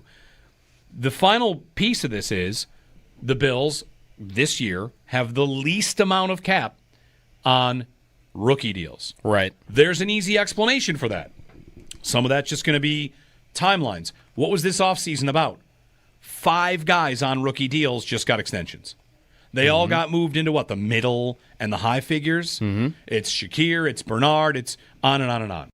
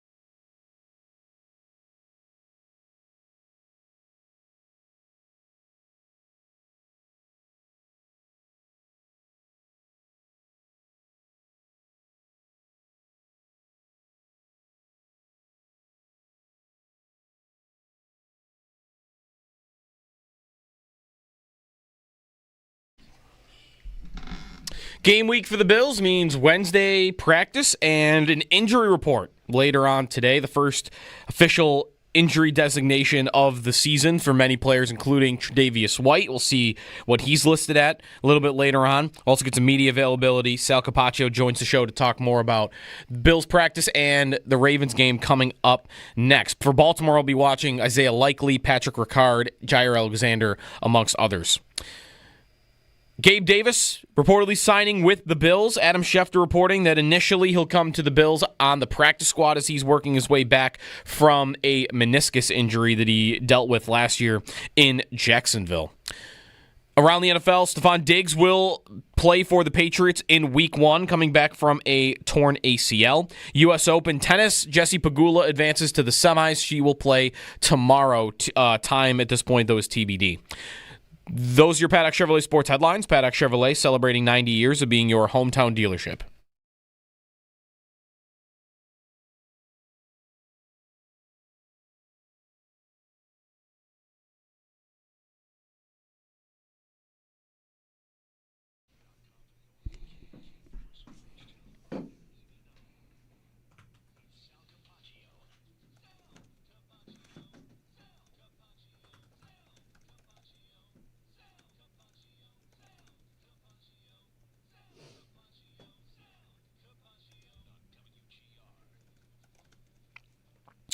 Get Sal Capaccio here. 803-0550 is our phone number. 1-888-550-2550 to join us. Jeremy and Joe, it's going to be 80 today. Enjoy the nice weather. Back to school for a lot of you out there.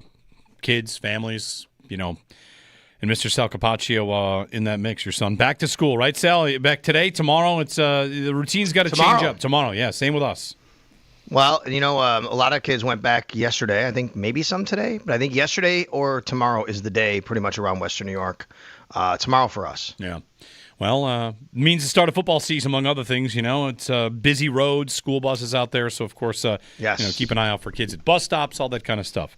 Sal, big day today with injury designations. We'll get to that in a moment. But Gabe Davis back with the Bills on the practice squad. Mm-hmm. Less of a surprise than the Jordan Poyer reunion, you think? Yeah, for sure. For me, I mean, once Gabe was released back in May, it was always, okay, well, could he come back to Buffalo? And it never really kind of seemed like either side was eager for that to happen, but it was always it could happen. We'll see where it goes. But Gabe was taking visits. I know there were several teams that were interested in him. He took those visits. I don't really know if he was ever offered an actual contract by any other team, but he decided, the report was that he could have joined another team, but he decided to join the Buffalo Bills. A couple of weeks ago, I definitely know that, Gabe and the Bills started a little bit more of a little discussion, and he came in for a visit and just seeing where they were at. But that was before, the 53-man roster was finalized, and, they wanted to see where they were. They wanted to see where he was medically. Every team did. Gabe's been dealing with the injury that he had last year, and a reason why he was released from the Jaguars with an injury designation. And he's also not been eager to sign personally with a team because he would have a chance then to rehab on his own, get healthy, instead of going to a team, being on a team with 90 guys, training room is packed, all that kind of stuff. Now, apparently he's getting healthy enough where he feels good enough to do it. The Bills feel good enough to do it. We'll see where it goes from here. But yeah, definitely less of a surprise to me than the Jordan Poyer one, which I completely dismissed. I did not think Jordan Poyer would be coming back. But Gabe Davis, you never knew. He had said, guys, I remember, I'm going to ask him this today. He said when he left, not when he left, the last time we talked to him before he signed, he was in the locker room and we were talking about free agency and, actually it was after he had signed. I think I had spoken to Gabe and he had said that he had talked to the Bills and said, you never know, someday he could come back. Right. Yeah. I just don't think anybody envisioned it being this soon, I guess, Right. So in terms of what he brings to them or where he fits in the mix, so I don't know if you caught Hard Knocks last night. Jordan Poyer says he feels like he can still play. That's something he had said. Davis would be another one. I mean, he's much younger. He would definitely think that once he gets healthy, he might have a shot here. For sure. And I don't doubt if the Bills think that he can still play. He's 26 years old. Joe, didn't you bring up the point? He's the same age as Tyrell Shavers. Yeah. Right? Wasn't that? You think about it like that, right? Which is kind of crazy. Tyrell Shavers, he's in his third year in the league. And, here's Gabe, 5-6 years in now. He's the same age because he came in the league a little bit younger. Totally different scenario for me, the way I look at with the two, for example, which is, Jordan Poyer's here to really kind of help stabilize and, help out in any way he can on the practice squad with younger guys. What Brandon Beane talked about last week, I really liked.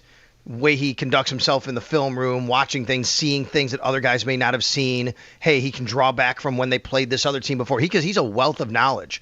But he's also there to play football, right? And if you have to turn to him, he's going to be ready to play football. I just don't think the team or Jordan Poyer feel like that's going to happen for 17 games, right? So, hey, if there's a game here, a game there, does he got to fill in for a couple of weeks? I think that can happen. I think Gabe's different. I think, to me, Gabe is, we're gonna see where this goes, and once he gets healthy, he might be a guy that we can use on this roster who can actually play for us and be better than what we might have, or have options at least what we might have. I don't think this is a Jordan Poyer type of situation. I think Jordan Phillips is a little bit kind of in between, which is, yeah, he's here to help out, be on the practice squad, be a vet. Jordan Phillips is only 32, and I think, especially now with Dwayne Carter being out, I think Jordan Phillips becomes a guy that the Bills use this year and plays on the team. So you maybe just kind of said it a little bit, but do you feel like of the guys that have returned that Davis is the most likely to eventually end up on the active roster? I think so. Things change, Joe, because of the Dwayne Carter injury. Like, I just think Jordan Phillips is going to play, and at some point he's going to be on. So, operationally, let's just talk about this for a second. Because Dwayne Carter, we know that he's going to be out for the year. They have not put him on IR yet. That's going to happen at some point this week. Could be today. Could be. They'll really have to make, till Saturday at 4 to make any, roster additions or anything like that for the game. So, my guess is it'll happen sometime between now and the next few days.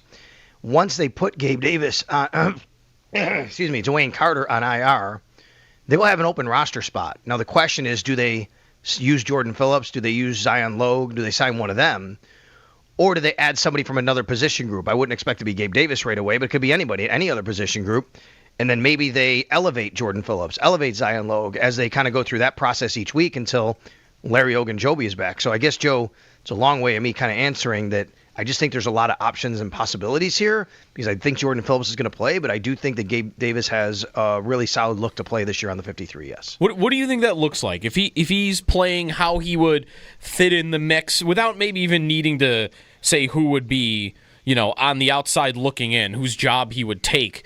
I mean, there was all the talk about how Diggs' production went away, Sal, when Joe Brady came in a couple years ago. Davis had all those zeros and a couple of big games mixed in. Brady likes a lot of the yak stuff that he doesn't do. So what role would you envision for him, and how productive do you think he could be in a different style of offense than when he kind of made his mark here? That's a good question. I mean, it is a different personnel grouping too, because like you said, I mean, Stephon Diggs was here, and he was a guy that had a different kind of role. He was on the field a lot to block too, right? I mean, that's a big part of what Gabe Davis does, and you could put him on the field for that. They now have a third tight end they can use for that in Jackson Hawes. I don't think it's as easy as saying, well, he's going to take Tyrell Shaver's job. Not that you're saying that, but people might look at the depth chart and say that, right? I just can't see. Maybe it's going to happen. Maybe that's the only way to do it for him to be on the team and on the 53, but I just can't see Gabe Davis being a gunner right now, right, and running down the field and playing that role like Matt Collins. It's possible, but especially coming off the injury, is that something you're going to do with him right away? Maybe eventually you say, look, if you want a spot, you want to be here that bad, that's how you have to do it. And I think right now Tyrell Shavers is a guy that they're going to have to ask to do that. It doesn't have to come from wide receiver, though. It could be somebody else who has that job. And then you could sign him to the 53. There's no rule that says you can't have 7 wide receivers on the 53-man roster. And then once game day comes around, you can have a certain number of people active. So there's a lot of different options. I don't know, Joe. It's a good question. Where does he fit in? What's his role? It just gives the Bills a little bit more options, I guess. I've heard a lot of people say they felt the Bills' wide receiver room is a little redundant, with some of the skill sets. I don't think Gabe Davis is redundant. I don't think he's the exact same guy as Curtis Samuel and Elijah Moore or Joshua Palmer, right? He's a little bit different. He's kind of closer to a Keon Coleman type. So I think that's pretty interesting too. Got a call in here, John and Tonawanda with Sal before we move on to the news of the day, which will come from the injury designations. Hey, John, good morning. Hey, good morning, Jeremy. How you doing? Good. I just want to appreciate you, every day, consistently on the show on a daily. But I also want to talk about, Brandon Beane and his time in Buffalo and how his draft picks haven't been hidden since he drafted Josh Allen. And maybe Sal could agree with me on something, but the Jordan Poyer transaction probably was irrelevant. But I'm very happy Gabe Davis is back. The guy's been tremendous in the playoffs. And I'd probably like to talk to you about how Brandon Beane's been spending his money lately. All right, thanks, John. We had a segment earlier, 7 o'clock. You want to go back and listen to that? We kind of dug into how the Bills are spending their cap. Good or bad, whatever. You make the call. It's a little bit of a look into how they do it. Poyer, Gabe, Tre'Davious White. It's a team. Sounds funny. Like if they do win the whole thing this year, then plenty of people will feel like it's written in the stars that they have a lot of guys that people want to win that are back, right? Whether that's Tre'Davious White, Jordan Poyer, Gabe Davis. This team has lots of leadership, lots of veterans, and I wonder if that'll translate to the younger players. Like John's calling up about Brandon Beane's draft picks. They're going to need, as much as we're talking about all these veterans, they're going to need big contributions from young guys, first and second year, especially on the defensive side of the ball, to try to find their answers to their problems last year, notably third down defense. For sure. I mean, listen, I think that as much as Dwayne Carter, it's a tough blow for him. I don't know if he would have outranked T.J. Sanders and Deion Walker this year. Like, those are guys they're going to rely on. They're going to have to. They're going to have to play. They're going to have to hit his draft picks. I mean, we've done this the whole offseason, right? Draft picks. It's the never-ending cycle of debating draft picks from – I mean, the caller just said none of his draft picks have hit since Josh Allen. I mean, they just signed 4 of their 2022 draft picks to large contract extensions. I mean, are we going to say they didn't hit, right? Did James Cook not hit? Did Terrell Bernard not hit? Did Khalil Shakir not hit? Did Christian Benford not hit? They're all in the same draft class. I think they hit. You guys could disagree. I don't know. I think those are good draft picks. There are good draft picks. Maybe what he's referencing is on that chart, the Bills have the fewest rookie deals on a team in the league. But again, part of that is... I don't know what chart. What do you mean? We were talking earlier about how their cap is broken down, and they have the fewest money in the league on rookie contracts. But again, part of that is all of those guys just signed. Cook signed, Benford signed, Rousseau signed, and that's a big chunk of it. Yep. So I think there is context needed to that. Not to say that... there are also teams, I'm sure, that have more from their rookies. But, right, there are definitely success stories. So anyways. Okay, I agree with you. Yes, they have to have some contribution from their rookies this year, for sure. Sal, injury designations today quickly. Who are the names we're waiting to find out on? It's Tyler Bass, Tre'Davious White. Anybody else? Christian Benford. I mean, he didn't practice last time we were out there. And Tre'Davious White. And then, honestly, guys, I'm looking over at the Baltimore side. Isaiah Likely, I mean, he tweeted out a clock emoji. So I don't know if that means that he thinks that he's like practicing this week and playing this week, but I mean, he's missed like 6 weeks with a broken foot. He could. That's possible. Jair Alexander hasn't practiced in several weeks for them. And the other one I'm interested in is Patrick Ricard. I mean, Patrick Ricard's a big part of what they do, and it changes how you play on defense if he's on the field. If you want to go base, that's their big fullback. He has not practiced in a few weeks either with what's being called a soft tissue injury, but we don't know what that is. So, yes, the Bills have some guys, Tre'Davious White most notably. I think Tyler Bass, yes, but he kicked the last game. There's nothing there that I would see other than the fact that they did work out some kickers, but that could be just formality. And then Christian Benford, obviously, as well. And then, obviously, on the other side, like I said, I think it's likely Ricard and Jair Alexander we're watching. All right. Thank you, Sal. You got it. He's got practice from One Bills Drive today. Get you those injury designations as soon as they come out. And the answers for Week 1 against Baltimore. 8 o'clock coming up. Joe Marino, Locked on Bills podcast. We'll dig into the matchup. Ravens and Bills. Last time the Ravens were on the field, they are playing the Bills. And we'll get back to it for Week 1, Sunday at 8:20. Jeremy and Joe on WGR.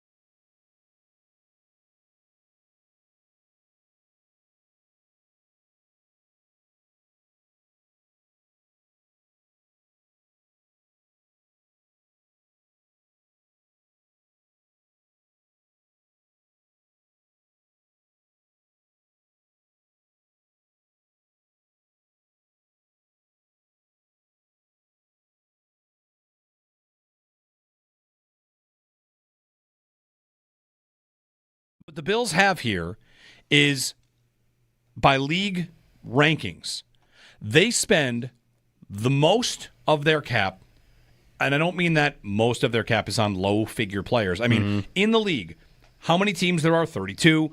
Who spends the most on the low-figure contracts by a percentage of their cap? And the answer is the Bills. They have the most of their money than any other team tied up in contracts of $5.8 million and less, and that does not include rookie contracts. Right. They have the third highest tied into middle contracts. And when you put those two together, you could do these rankings for every single team, right? I do think there's a conclusion to come to on the other side here, too. You could do this for every single team.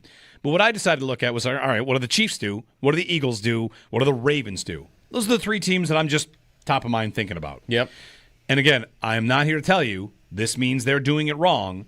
This explains why they don't have money for Micah Parsons, though, because they do spend a good amount of money on their middle contracts. So 42% of the Bills' space is on low and middle contracts.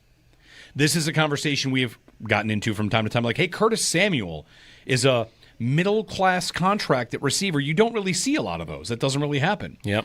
He got that. Anyway, 42% of the Bills' space is spent on low and middle deals. Philadelphia, that number is 20%. Half. Kansas City, the number is 27%. Baltimore, that's 20%. So what the Bills have is a lot of their money is tied into good players they've identified. They're not going to let them walk. They're going to just feel like they're going to get good value. The final piece of this is the Bills this year have the least amount of cap on rookie deals. Right. There's an easy explanation for that. Some of that's just going to be timelines. What was this offseason about? 5 guys on rookie deals just got extensions. They all got moved into what? The middle and the high figures? It's Shakir, it's Bernard, it's on and on and on.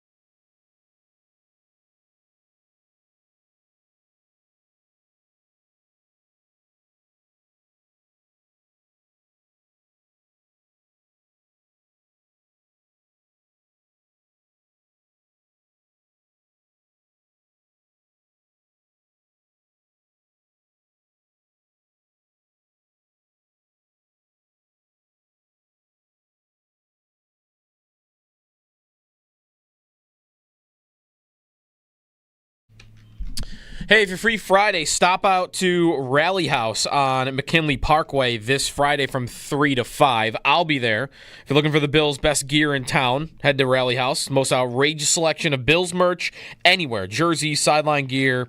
You can dress up your pup if you want. Biggest selection, latest styles. Rally House, your Bills headquarters. Visit WGR550.com for details. You had something here. You teased something. What was it?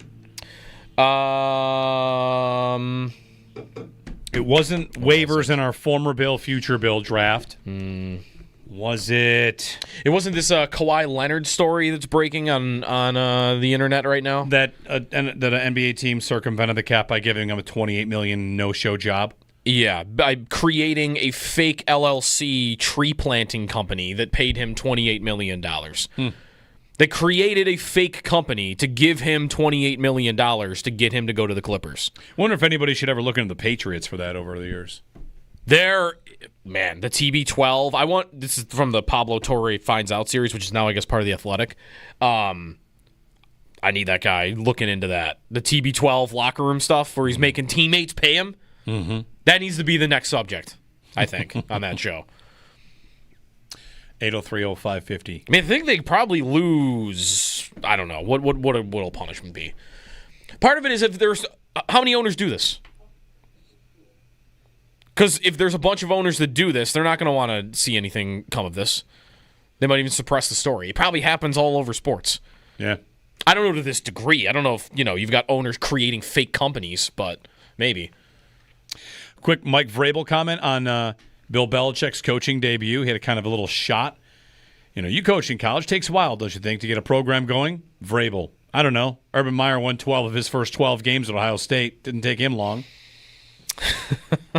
He was on that staff, Vrabel was. Yeah, right. Defensive line coach in Columbus. All right. Joe Marino, Locked On Bills podcast. Let's start digging into the matchup with Baltimore. It's a game week. We're going to talk to Joe on Wednesdays at 8 a.m., talking about the game that was and the game that's coming up, and it's Baltimore Sunday night, so we'll dig into it with him. You can give us a ring, 803-0550. Kevin Ostreicher at 9 o'clock on the Ravens, also coming up here on WGR.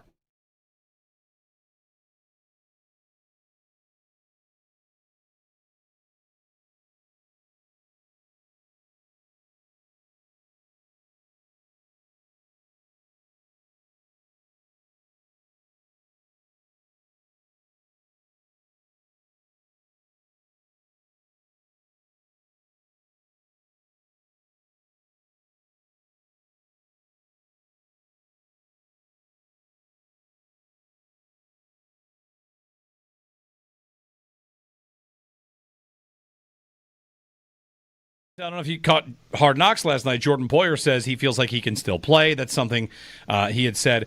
Davis would be another one. I mean, he's much younger. He would definitely think that once he gets healthy, he might have a shot here. For sure. And I don't doubt if the Bills think that he can still play. He's 26 years old. And Joe, didn't you bring up the point? He's the same age as Tyrell Shavers. Yeah. Right? Wasn't that? I mean, you think about it like that, right? Which is kind of crazy. Tyrell Shavers, he's in his third year in the league. And, here's Gabe, 5-6 years in now. He's the same age because he came in the league a little bit younger. Totally different scenario for me, the way I look at with the two, for example, which is, Jordan Poyer's here to really kind of help stabilize and, help out in any way he can on the practice squad with younger guys. What Brandon Beane talked about last week, I really liked. Way he conducts himself in the film room, watching things, seeing things that other guys may not have seen. Hey, he can draw back from when they played this other team before. Because he's a wealth of knowledge. But he's also there to play football, right? And if you have to turn to him, he's going to be ready to play football. I just don't think the team or Jordan Poyer feel like that's going to happen for 17 games, right? So, hey, if there's a game here, a game there, does he got to fill in for a couple of weeks? I think that can happen. I think Gabe's different. I think, to me, Gabe is, we're gonna see where this goes, and once he gets healthy, he might be a guy that we can use on this roster who can actually play for us and be better than what we might have, or have options at least what we might have. I don't think this is a Jordan Poyer type of situation. I think Jordan Phillips is a little bit kind of in between, which is, yeah, he's here to help out, be on the practice squad, be a vet. Jordan Phillips is only 32. And I think, especially now with Dwayne Carter being out, I think Jordan Phillips becomes a guy that the Bills use this year and plays on the team.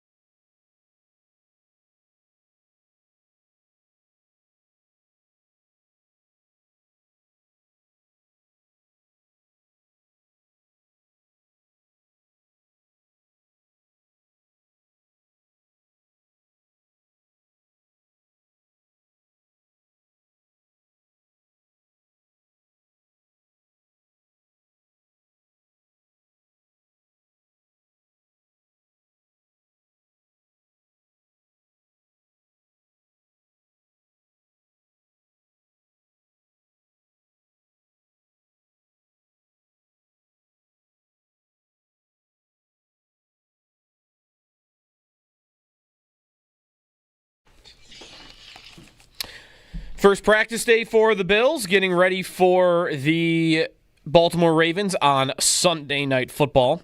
Tre'Davious White's injury status, something to monitor later on today. We'll get our first injury report of the season as well. Khalil Shakir, also worth watching. Christian Benford, who hadn't practiced the last time the Bills were on the field either. For the Ravens, Isaiah Likely, the player to monitor. He did tweet out a clock emoji, if that means anything, yesterday, so we'll see on him. The tight end hasn't practiced in over a month. Jair Alexander hasn't either. Bills signing Gabe Davis to the practice squad, according to Adam Schefter. He is still working his way back from a meniscus injury, so he'll start on the practice squad, and we'll see if that changes from there. Last year with the Jaguars did not go well with Davis playing through some injury. He is back to the Bills. U.S. Open tennis, Jessie Pegula advances to the semifinals. She'll face number 1 Aryna Sabalenka tomorrow. Time on that is TBD at the moment. Carlos Alcaraz, Novak Djokovic advance. They'll face each other in the semis on Friday. That's your Paddock Chevrolet Sports Update. Paddock Chevrolet celebrating 90 years of being your hometown dealership.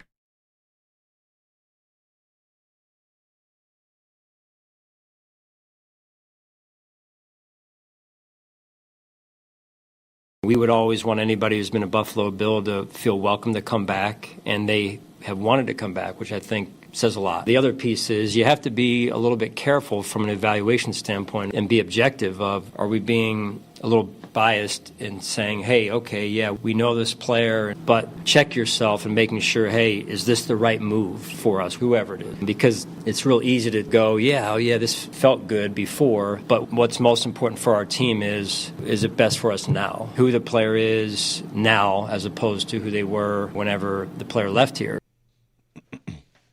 Bills head coach Sean McDermott detailing some of the Bills' thought process in bringing back former players.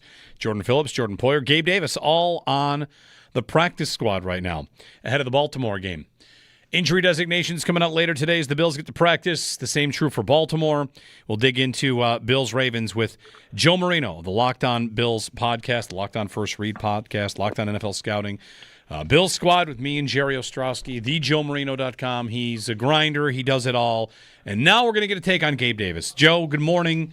We'll get the Gabe Davis thing in early. He's on the practice squad, and then we'll get to Baltimore. But what's your takeaway on the move to add the former Bills receiver to this year's practice squad?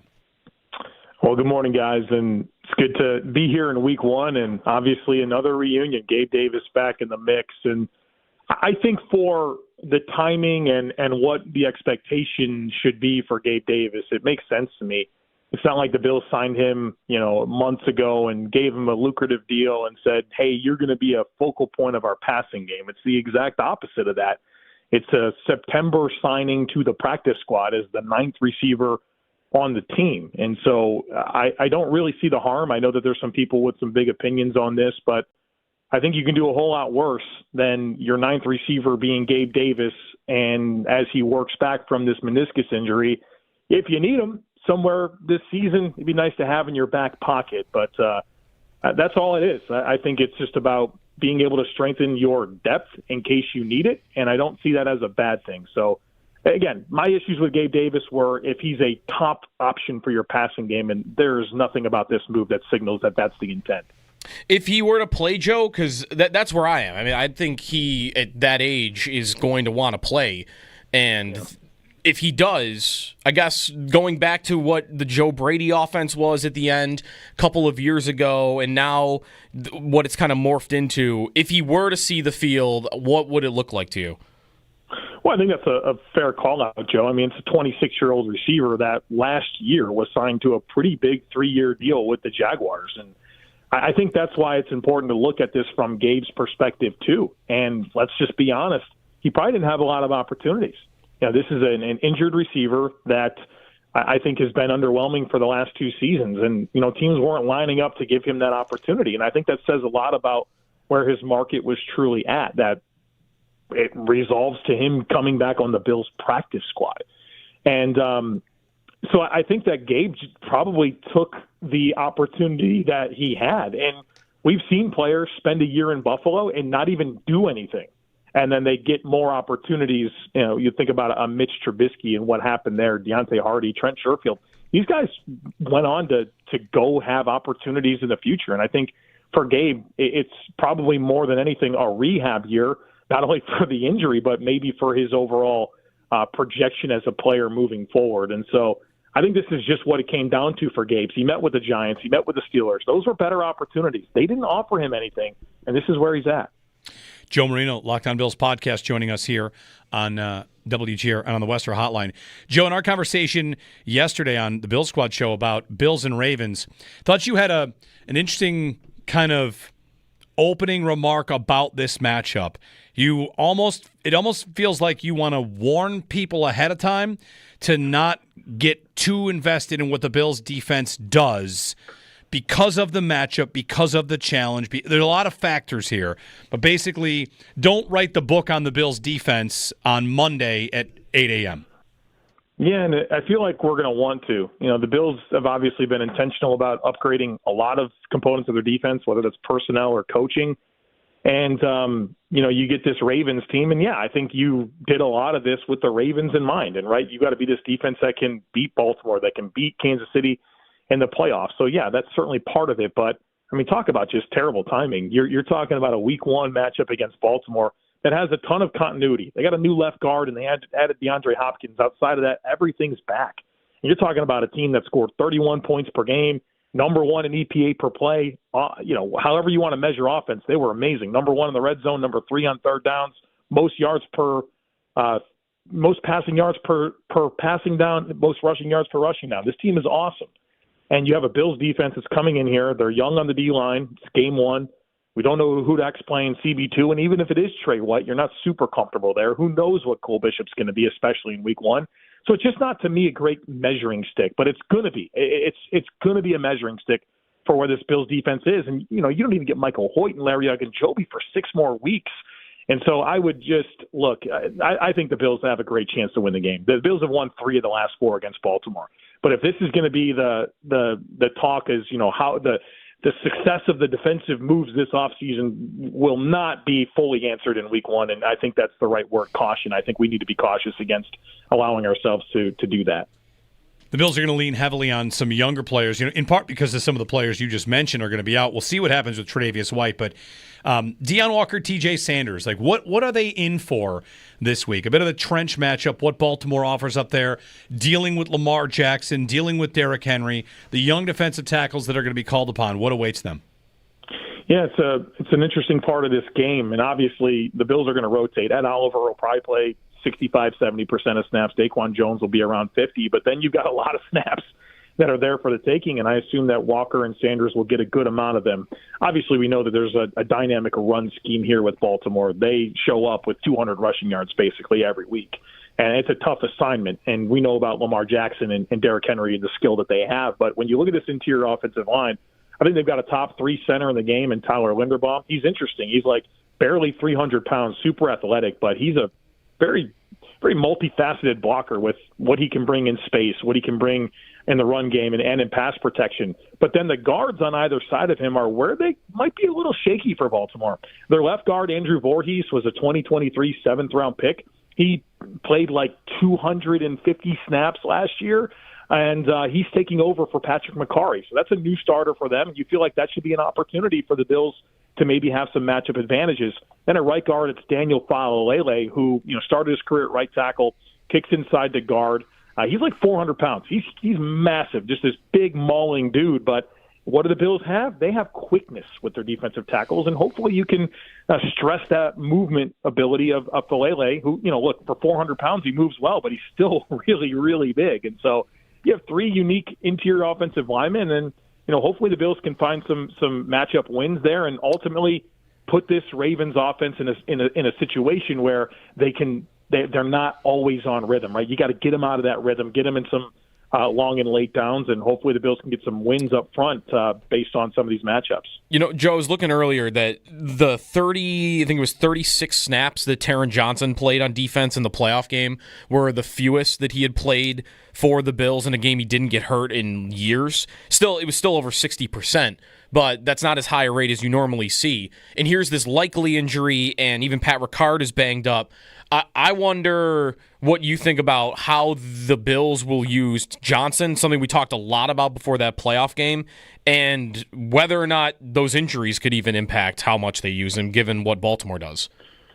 Yeah, I'm curious to see Baltimore's side of that because, they love to put all those big bodies on the field. And, if they don't have that fullback and, maybe they'll go 6 offensive linemen. They do have another good blocking tight end in Charlie Kolar. So I think they'll want to use their bigger formations as much as they can. But that does have an influence on Taron Johnson's role. And that's an interesting number. I didn't know that about him. But, the Bills will play a little bit more base defense against Baltimore. When they're in nickel, Taron Johnson's could be the nickel. But, I get a lot of questions about, we don't like to go out of nickel because that means Taron Johnson's off the field. So can he play outside corner? Can he play safety? The answer to that is no. Like, he's never done that. He's never been an outside corner. He's never played safety.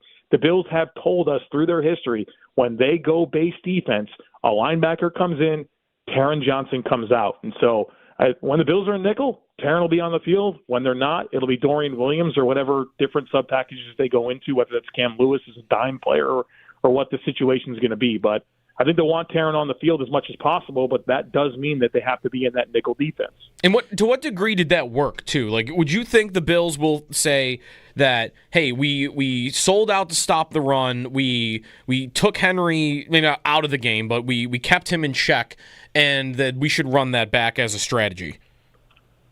Well, I think so. I think you need to lean into some more heavier box looks with bigger personnel against Baltimore. I thought that was a big mistake they made in week 4.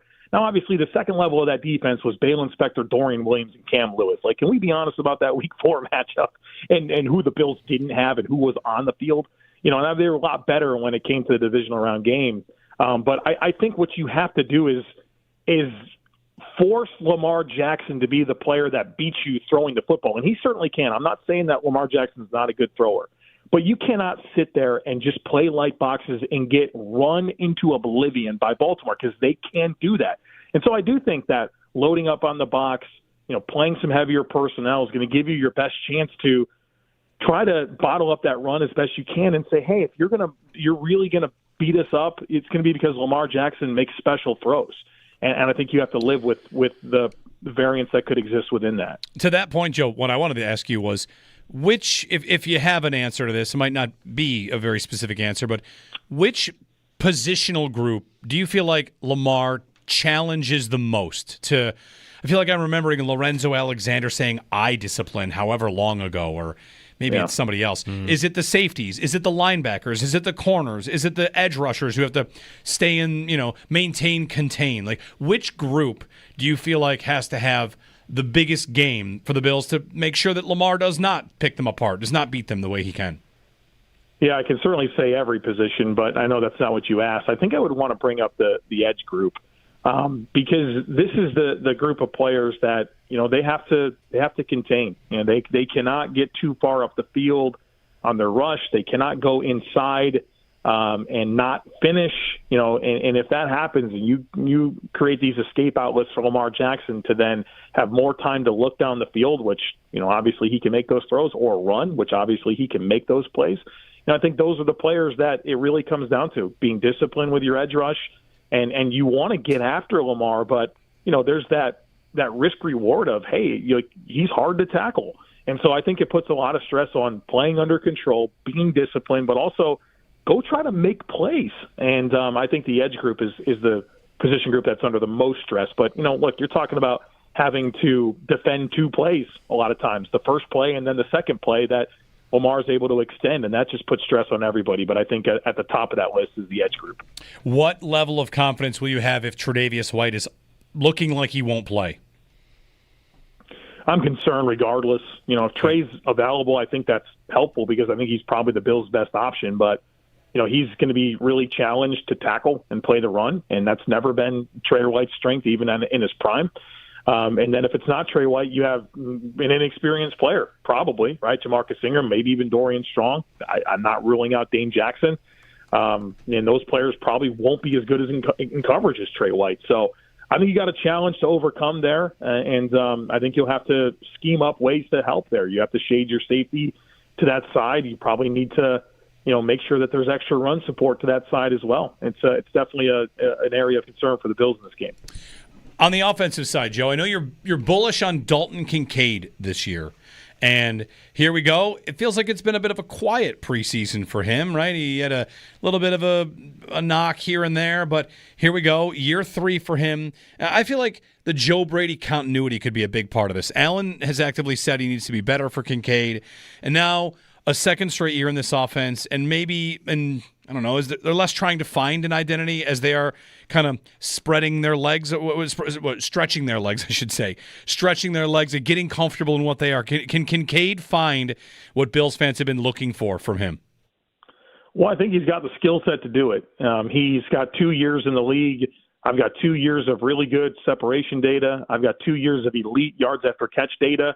It just comes down to, how the Bills are going to deploy him, and if him and Josh Allen can get on the same page with a higher level of consistency. I mean, there's just too many off-target throws, just not enough good results when the Bills targeted Dalton Kincaid. And so I'm hoping that in year 3, it all comes together because I really like in a vacuum his skill set. Of course, I love Josh Allen. I like a lot about Joe Brady. Hopefully that can all come together this year and it's, he fulfills the promise that everyone had back when he was drafted in the first round. And, is this the Bills, big time answer at tight end? I think there's a chance that it can happen. I really like the skill set. It should have been a huge point of emphasis for everyone involved this offseason to, put in the work to maximize the investment here in Kincaid. And, I think it's been quiet because I think everyone kind of got burned last year. And I think if you're watching the camp practices, I think you think, wow, this looks pretty good, but you don't necessarily want to go all in. And so I think everyone's just kind of willing to let it play out. And, because of my confidence in the skill set and the people involved, I do have confidence here, but obviously it needs to come together. The Ravens were not super good last year at defending tight ends. In fact, they gave up the second most yards in the league to inline targets. So that should be an opportunity in week 1. Same with running backs. The Ravens actually gave up the most passing yards per game to backfield targets last year. So this could be a good opportunity for the Bills to work the ball to running backs and tight ends in the passing game and challenge Baltimore in an area that they had some struggles last year. Yeah, I remember you mentioning that before the playoff game last year. Did the Ravens change anything drastically defensively in the offseason that would have you thinking differently about what the offensive game plan would look like? Well, I think they got better in the secondary for sure. They have Nate Wiggins, who was their first-round pick last year at corner. He had a good rookie season. Now he's in year 2, so I'm sure they're expecting some growth there. And then Brandon Stevens was like the bad player in that secondary last year, and he's now on the Jets, and he's gone. And I think they've upgraded that spot. And whether that's Jair Alexander or it's Chidobe Awuzie, who's a good veteran corner in the league, I think they're going to be better in that spot, which then I think allows Marlon Humphrey to stay more consistently in the slot.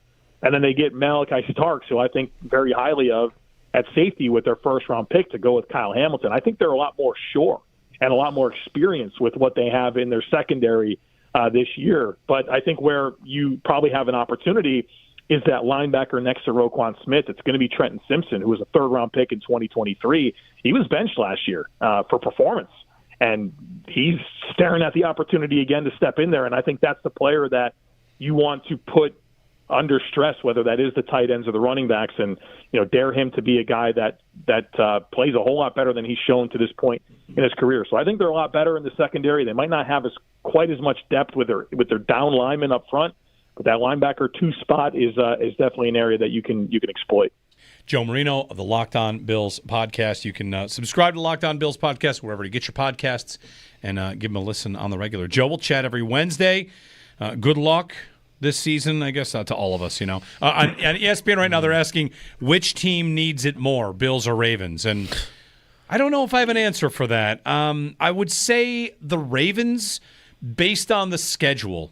Like, if you really look at all of the good teams and their schedules, the Bills really, on paper right now, have the smoothest road. And their hardest games are at home. They have it up there right now. Baltimore, 4th hardest schedule in AFC. I don't know what they're doing that by. So I might say the Ravens need it more just based on that. Like, if the Bills win, I don't know if you're going to catch them, because if they can, with everything we just laid out about their defense, win a game against the toughest team they're going to play, I don't know how you're going to catch them down 2 for the 1 seed race if you're Baltimore. So I might think that Baltimore needs it more. Yeah, I'd agree with that, Jeremy. And I mean, it's a little bit of the Bills-Chiefs conversation where Baltimore's gone to Buffalo twice in the postseason and lost. They probably want to get Buffalo in Baltimore if they can, and this will be a big, head-to-head tiebreaker situation. And it's obviously the Bills lost this game last year and still got to host Baltimore and beat them in the postseason. So there's your silver lining if that happens this year. But I think Baltimore wants to get some momentum. I think that's probably an under-discussed talking point is some of the struggles that Baltimore's had early in the season, particularly on the defensive side of the football in recent years. And so I think they want to start fast, and obviously a win on the road against the Bills will jumpstart their year. Baltimore started 0-2 last year. Of course, they had that loss in Kansas City really close. They were 0-2 to start the year. All right, Joe, thanks. We'll chat next week. All right, guys. Thanks a lot. Joe Marino, the Locked On Bills podcast. We chat with them every Wednesday. This is how you know it's football season. We had Howard pick the Bills yesterday. We got Joe Marino today, along with updates from practice as well. We're talking to Sal every day. The 506 map comes out probably tomorrow. Also, or today rather. Tomorrow, also, we're going to get our fantastic four-way parlay. Thursday night football. Let's go.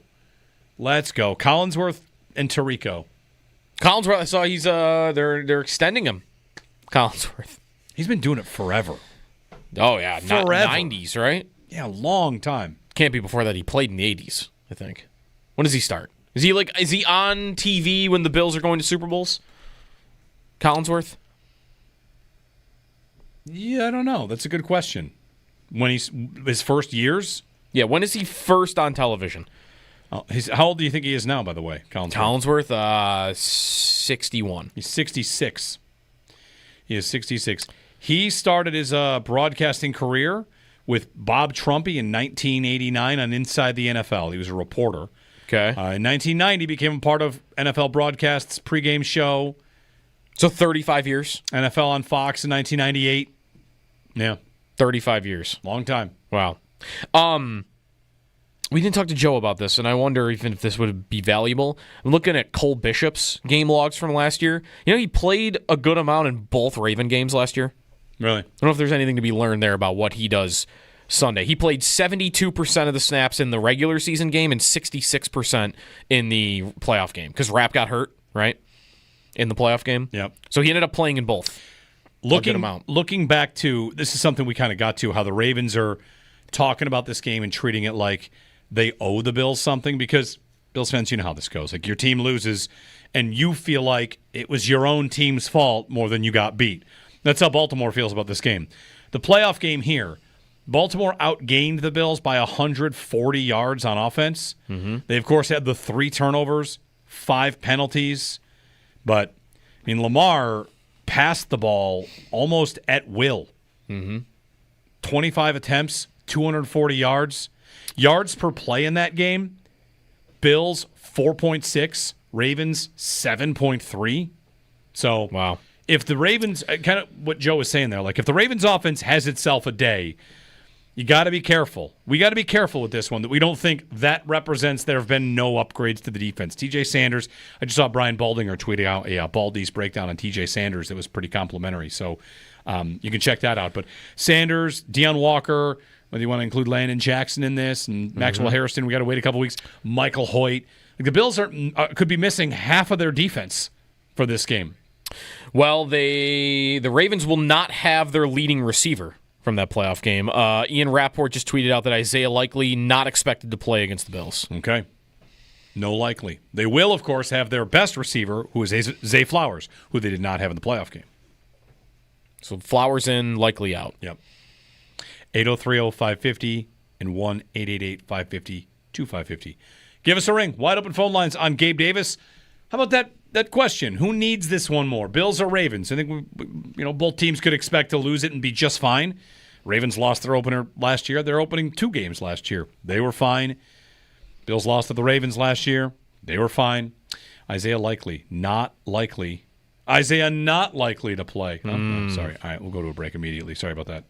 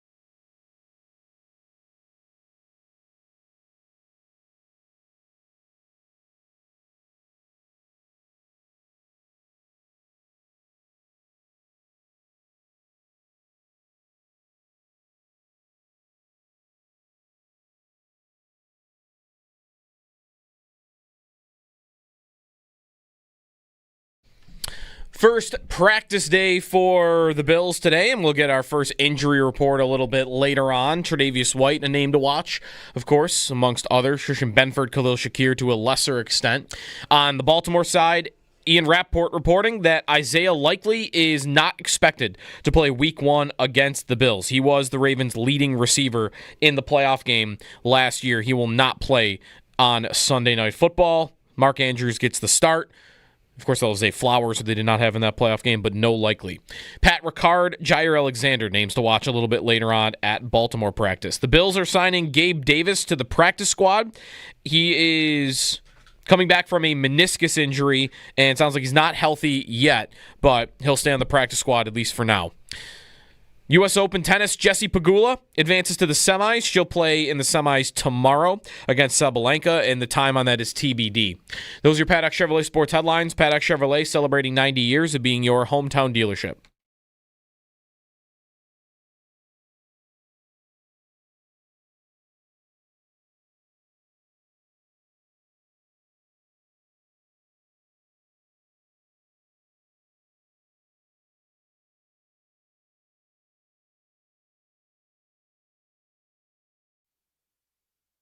If I said this is a preview of the AFC Championship game, would that be ridiculous? No, that's not ridiculous at all. I could totally see that being the case here. Look, the AFC is loaded. We all know that. We know that it's nothing but heavyweight after heavyweight, and they're just going to absolutely bloody each other's nose all season long, and they're going to do it again in the playoffs. This is, though, I think one of these games where I think this will be a little bit of a precursor to how we think the season is going to go, and I think for Baltimore, this is huge as opening games go. Louis Riddick. They were just doing the segment. Is it ridiculous for Louis Riddick to say this could be an AFC Championship game preview? What was the... Of course not. Who in the background is going, ooh, like Bills and Ravens? That deserved... It's not the Jaguars and the Bengals. I'm going to be the idiot over here that says I think it's the most likely AFC Championship. I think it's the most likely matchup. Means one of them will have to beat the Chiefs. That's right. Somebody's going to have to. Speaking of which, Sean McDermott yesterday talking about the perception of Buffalo, and he kind of got into no one's ever going to make 4 Super Bowls again like the Bills did. And you might be the one that has to stop it. To say no one's ever going to do it. There's a team that's the year a team could do it. Is this year. You might be the one that has to stop it, which would be one hell of a story. That's the best story. Bills hosting the AFC Championship game in what is, at that point, it would be confirmed. Last game the at Highmark. final game at Highmark Stadium to go to the Super Bowl and to stop Kansas City from going to 4 in a row. To protect the legacy of the stadium they're playing in, basically, that hosted the team that went to 4 in a row. If the league is rigged, we're finding out this year. We're finding out this year. If they're playing the Jaguars, then it's not. 803-0550 is our phone number, and 1-888-550-2550. I was just pulling up for Joe. If you watched Hard Knocks last night, again, maybe you forgot it was on because it was Tuesday. That was me. Thought it was a Monday. Right, it was a Tuesday. At the end of it, they pull in audio from Marv, Where Else Would You Rather Be, than Right Here, Right Now. They put it to a track, and it's just highlights of the Bills. It kind of leans into this team is on a mission. You know, a little bit of what McDermott's talking about, changing the narrative and all that. And sometimes we talk about that. Josh, you have the clip from McDermott yesterday? Let's play that. He's asked the question about, like, the national narrative, the perception, and he starts to talk about, I don't know if it's remnants of the one guy in Baltimore. Oh, they're playing Baltimore this week, that Jerry Coleman guy. Who says it's a city of losers because they haven't won a sports title. Like, I don't know. If you take somebody like that seriously, I don't know what you're doing. Like, a person says your city's full of losers because you haven't won a title. Like, okay, is this person 12? Like, it's hard to take that seriously for me. But McDermott said something here that I thought was super interesting. So let's get at this real quick. One of the things about I want to say after we finish playing this, it's a testament to what they've already, in my mind, have already accomplished. Here's McDermott from yesterday. That's when it hit my heart, was when I saw the reaction when we made the playoffs. we were in the locker room in Miami. Some of my family was there. You could hear the reaction above us in the concourse when that play unfolded. And then on top of that, getting back home, but even on the way back, you're, hey, look at this video I'm seeing of this bar in wherever, Tonawanda, whatever. And then you're watching people diving in the snow. And that's when it really hit my heart that I was like, we're here for a reason. And it goes well beyond the football field. He's talking about how important it would be to him to win here and what it's like to kind of feel home here. Poyer, by the way, on Hard Knocks also said, this is home. He said that. He grew up here. Yeah. Going to Miami. He was weird. And now he's back home. And one thing McDermott talked about was changing the perception of their losers. And I'd like to say that already has happened. It's done. Where do you go, Bills fans, where people treat you like losers? Oh, you lost 4 Super Bowls. Sure, great. And the Montreal Bulldogs won a Stanley Cup. How long ago? Who cares? Yeah. The idea that you're treated like losers, the Bills, I think, are already viewed as a top-class franchise in the league. Josh Allen, the McDermott Bean pairing, again, they have to win the championship to win the championship, but I certainly don't know. Is Detroit full of losers because of the Lions? No. I feel like the Lions have already done the job of changing what you think about a Lions fan. I don't think there's some sad sack loser anymore. I think they live a pretty fun life. But to avoid that universally, you have to win one. You have to win. Because maybe you don't hear it now, but if they don't win one in 10 years from now, Josh Allen retires, what's it going to be? You lost 4 Super Bowls and you couldn't win with that guy? Sure, but I guess... You bunch of clowns? I want to make a distinction. Do you get to, just as a Dolphins fan, are you off the hook because LeBron won a title with the Heat? The Dolphins are losers. They can point... Yeah, they can point to what? They can point to the 70s? No, they can point to the Heat. They can point to the Heat. They can point to the Heat. So if you can point to LeBron James came here and won some titles, so I'm not a loser? They also did win without him and Wade. Okay, sure. But yeah. Sure. But yeah. Find me another team that hasn't won a Super Bowl, and they are not losers because they have another... The Jets. The Jets won fans. Super Bowl 3. Right. Why do we think a Jet fan would be miserable? Because that's their existence. Right. I just don't really think that, yes, getting it over the line is the ultimate goal, but on a large level, the goal has already been achieved to me. I'm not taking my eyes off. The point is to win a Super Bowl, but the life you want to live is the life we currently live, where you have a team that you just can't wait to watch every week. And we're about to get back into that part of it where Sunday, if they lose to the Ravens, we don't have to sit here and say, well, 7-10, it's over. Looks like the team stinks again. Yeah, see, I think that's definitely true in the moment, but I think it all comes back if you've ended this all and okay, all that live-in was awesome and the games were great and you wouldn't trade it for a drought, but if it all ends and you don't have the hardware, then you haven't really done anything. Well, you have done something. You've done what the 90s Bills But you've actually maybe, even what you might have done is in a backwards way, you've invented this new, refreshed version of the Bills lost 4 Super Bowls, right, which you want to be proud of, and you remember those glory days, and you remember how great that was, but at the same time, it was a punchline for others, and you don't have to care about that, and credit to you if you do not. But if you don't want to live in that world where that punchline exists, then you got to win one with this quarterback. Because if you do not win, that's why I would not say it's accomplished. Because if you don't win one with this quarterback, you're going to be the franchise that couldn't win with Josh Allen. Well, the Ravens right now, are they the franchise that couldn't win with Lamar Jackson? Yes, I would say that. There's a bunch of other guys that might end up being like this in time. I guess I don't want to get to the point yet. Where winning the Super Bowl instead of being a joyous affair would be a relief. And I don't want to do that yet. I agree with that. I bet I'm only a couple years away though from it being very different for me.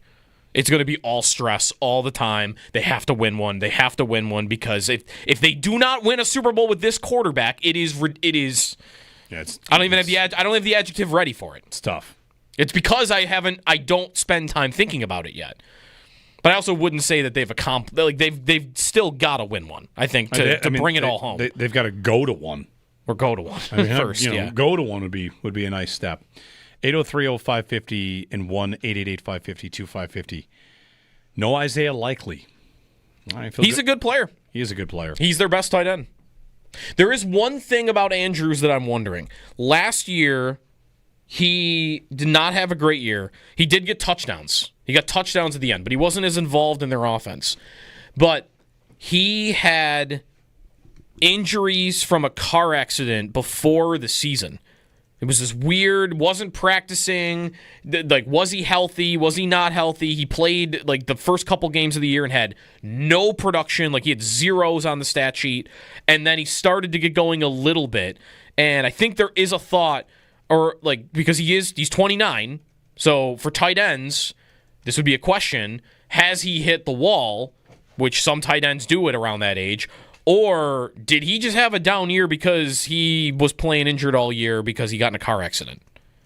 So I don't know what version of Mark Andrews you're going to get this year at the start.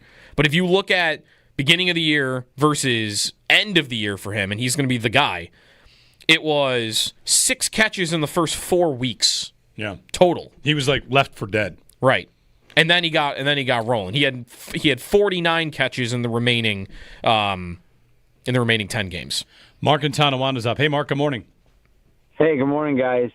Jeremy, I just got to disagree. I think you're talking moral victories here, and it's driving me nuts going into this Week 1 matchup against the Baltimore Ravens with 1-seed implications we're hoping are on the line in this game. I mean, we are still basically the little brother of the Kansas City Chiefs. We can't win a game in Arrowhead in the playoffs when it counts, home or away, and I'm so sick of this, we got to be of course, I'm so thankful for Josh Allen, not taken away from that. These have been the most exciting years. It reminds me back of, what was it, 05, 06 Sabres, that kind of excitement, until they blew it and traded our best player. Anyway, not to get off on that tangent, but what I'm saying is I want to win the whole stinking thing, and until then, I don't think we could sit here and just be, this is great. I just don't think it's the answer to have going into Week 1. You just Dog days of summer. Sign me up for it. You just said how everything's great. You called in to say you disagree, and then basically echoed everything I've said. No, I'm saying we are considered loser. Patrick Mahomes is little brother until we can beat them. Yeah. And Kincaid's got to make the catch. Josh Allen has to score a touchdown when he's got the ball in his hands going down, not get stopped in a ticky-tack play. No. Go into Arrowhead, knock them out, and win the game. Who is saying don't do that?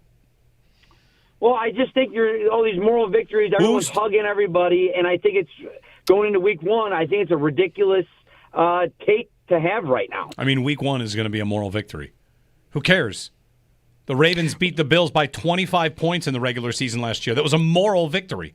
Who actually won when it all is said and done? Right. The Bills beat the Ravens. No one's talking moral victories. What we're talking about here is perspective. I have the perspective to say I want them to win the Super Bowl more than I want them to do pretty much anything else. But I can note that as Sean McDermott talked about changing the narrative around the franchise, he did it. Allen did it. That's done. If you're the kind of Bills fan that listens to people say you're a loser, I just don't know what to do with it. I think stop listening to that person. And I think the distinction I'm making is that I do believe he has done that. But I think every year they don't win it, it starts slowly going back in the other direction. 803-0550. I put up a fun Twitter poll you can vote in if you want. I saw it, 29. Ravens score. It's a good number. Ravens score 29 points. Who wins? The Ravens score 29. It's a perfect number for this question. Who wins? Why is it a perfect number? Because the Bills scored 29. GM said he said the number 30 a bunch. Because the Bills scored 29 in Arrowhead and lost? Oh, and they scored 29 in Arrowhead? I was thinking because they scored 30 points a million times last year. Exactly 30 The Arrowhead number is a coincidence. I just thought, what's a number? Less than 30. Yeah, 29. The Ravens score 29. Who wins? It's a perfect number. 803-0550. We'll get you the results of that and have some more fun. Let's talk moral victories, guys. It's okay to just, the Wednesday before the season be like, man, we're about to have a lot more fun again. This is okay. Yeah, go win the whole thing. Jeremy and Joe on WGR.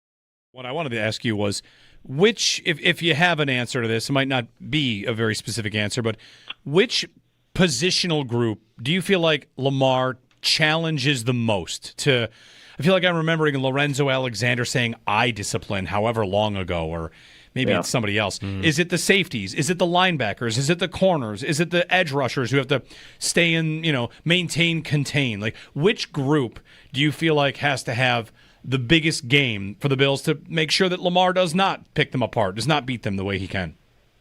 Yeah, I can certainly say every position, but I know that's not what you asked. I think I would want to bring up the edge group because this is the group of players that they have to contain. They cannot get too far up the field on their rush. They cannot go inside and not finish.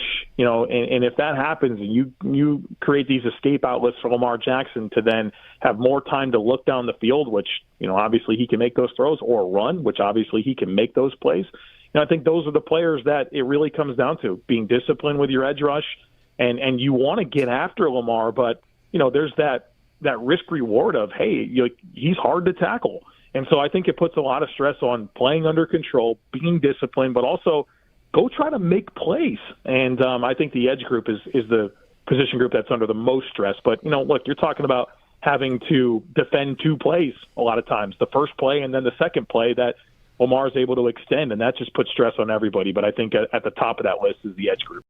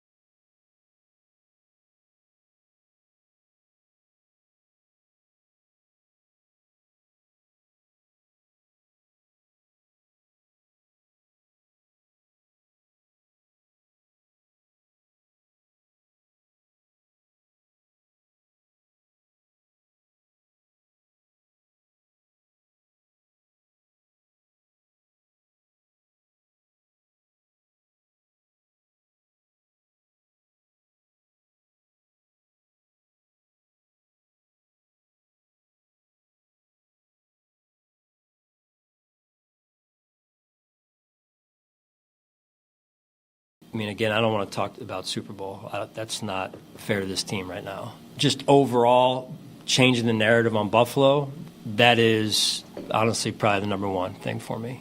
Because, like I told that reporter, I can't remember, I think it was after a game late last year at home, that bothers me. Because that is not what I've experienced or my family has experienced. That bothers me. And that's probably, honestly, what drives me more than anything to win. You know, I hear it on TV. I hear it on, not even watching a football game or not even a football broadcast or whatever, and they refer to this area, and I'm not even going to say it. They don't know this community, they don't know us, and just because it didn't work out 4 years in a row, nobody's ever going to do that again. It honestly pisses me off because people don't know this town, they don't know how hard that is to get to 4 straight Super Bowls. It'll never happen again. Okay, Sean McDermott yesterday. Some cap restructuring moves. The Bills have created just under $8 million by restructuring Deion Dawkins.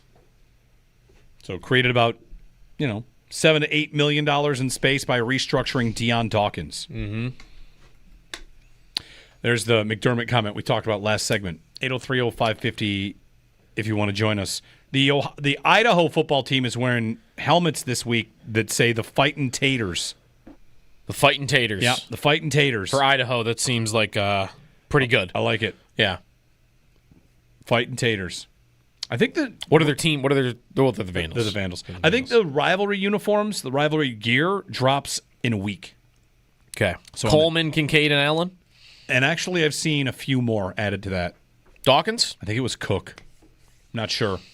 You just need Dawkins. Can you do custom? If you just do custom, you can just do Dawkins. I bet... If you do custom, you do Snowman. We'll see about that, but I wouldn't be surprised if you can't do a customized one. Who knows? You can customize a regular one. Can you customize a rivalry? I don't know.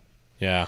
The other thing in our conversation with Pete Gwelly yesterday, asking him about the league initiative and how it all happened and input, he kind of alluded to the fact that there might have been some elements that the Bills would have shot down and said, like, nah, that's not really our brand. It's not really, that doesn't line up with us. Wouldn't you like to see some cutting room floor versions of the rivalry uniform?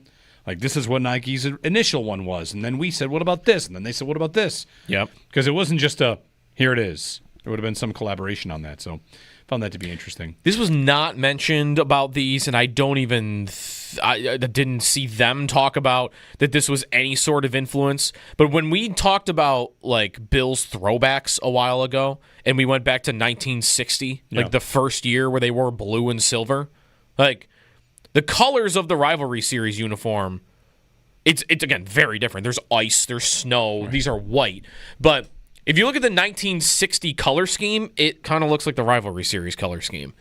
Again, I don't think that was any part of this, but because that wasn't even at the stadium. Not at Highmark, but. Eagles and Cowboys tomorrow. Get hyped. What are the Eagles going to wear? Kelly Green? Kelly Green against the white Cowboy uniforms. The Bills are wearing their blue uniforms Sunday night. The Ravens are wearing white. Bills wear blue uniforms up top. I've not seen what color pants. Probably white. I saw the Saints are going to wear their gold throwback, or not throwbacks, gold alternates in Week 1 against the Cardinals. All right. In what is the least interesting game of Week 1 by a mile. Cardinals and Saints. I bet I can find a least interesting one. Than that? Yeah. You ready to watch Spencer Rattler? And the Cardinals just kind of exist over here, like doing nothing, right? Yeah, it might be a big challenge. It might be tough. Wide open phone lines for you, 803-0550 on WGR.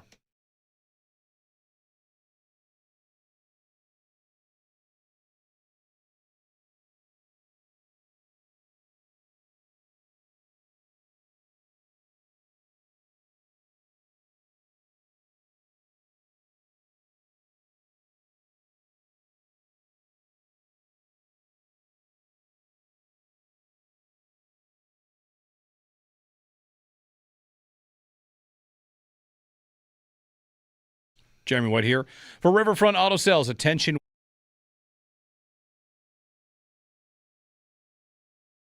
The Bills are going to lean heavily on some younger players, in part because of some of the players you just mentioned are going to be out. We'll see what happens with Tre'Davious White, but Deion Walker, TJ Sanders, like what are they in for this week? A bit of the trench matchup, what Baltimore offers up there, dealing with Lamar Jackson, dealing with Derrick Henry, the young defensive tackles that are going to be called upon. What awaits them? Yeah, it's an interesting part of this game, and obviously the Bills are going to rotate. Ed Oliver will probably play 65-70% of snaps. Daquan Jones will be around 50, but then you've got a lot of snaps that are there for the taking, and I assume that Walker and Sanders will get a good amount of them. Obviously, we know that there's a dynamic run scheme here with Baltimore. They show up with 200 rushing yards basically every week, and it's a tough assignment, and we know about Lamar Jackson and Derrick Henry and the skill that they have, but when you look at this interior offensive line, I think they've got a top 3 center in the game in Tyler Linderbaum. He's interesting. He's like barely 300 pounds, super athletic, but he's a very, very multifaceted blocker with what he can bring in space, what he can bring in the run game and in pass protection. But then the guards on either side of him are where they might be a little shaky for Baltimore. Their left guard, Andrew Voorhees, was a 2023 7th-round pick. He played like 250 snaps last year. And he's taking over for Patrick McCarry. So that's a new starter for them. You feel like that should be an opportunity for the Bills to maybe have some matchup advantages. Then at right guard, it's Daniel Faalele, who started his career at right tackle, kicks inside to guard. He's like 400 pounds. He's massive, just this big mauling dude. But what do the Bills have? They have quickness with their defensive tackles, and hopefully you can stress that movement ability of Faalele, who, look, for 400 pounds, he moves well, but he's still really, really big. And so you have 3 unique interior offensive linemen, and hopefully the Bills can find some matchup wins there, and ultimately put this Ravens offense in a situation where they're not always on rhythm, right? You got to get them out of that rhythm, get them in some long and late downs, and hopefully the Bills can get some wins up front based on some of these matchups.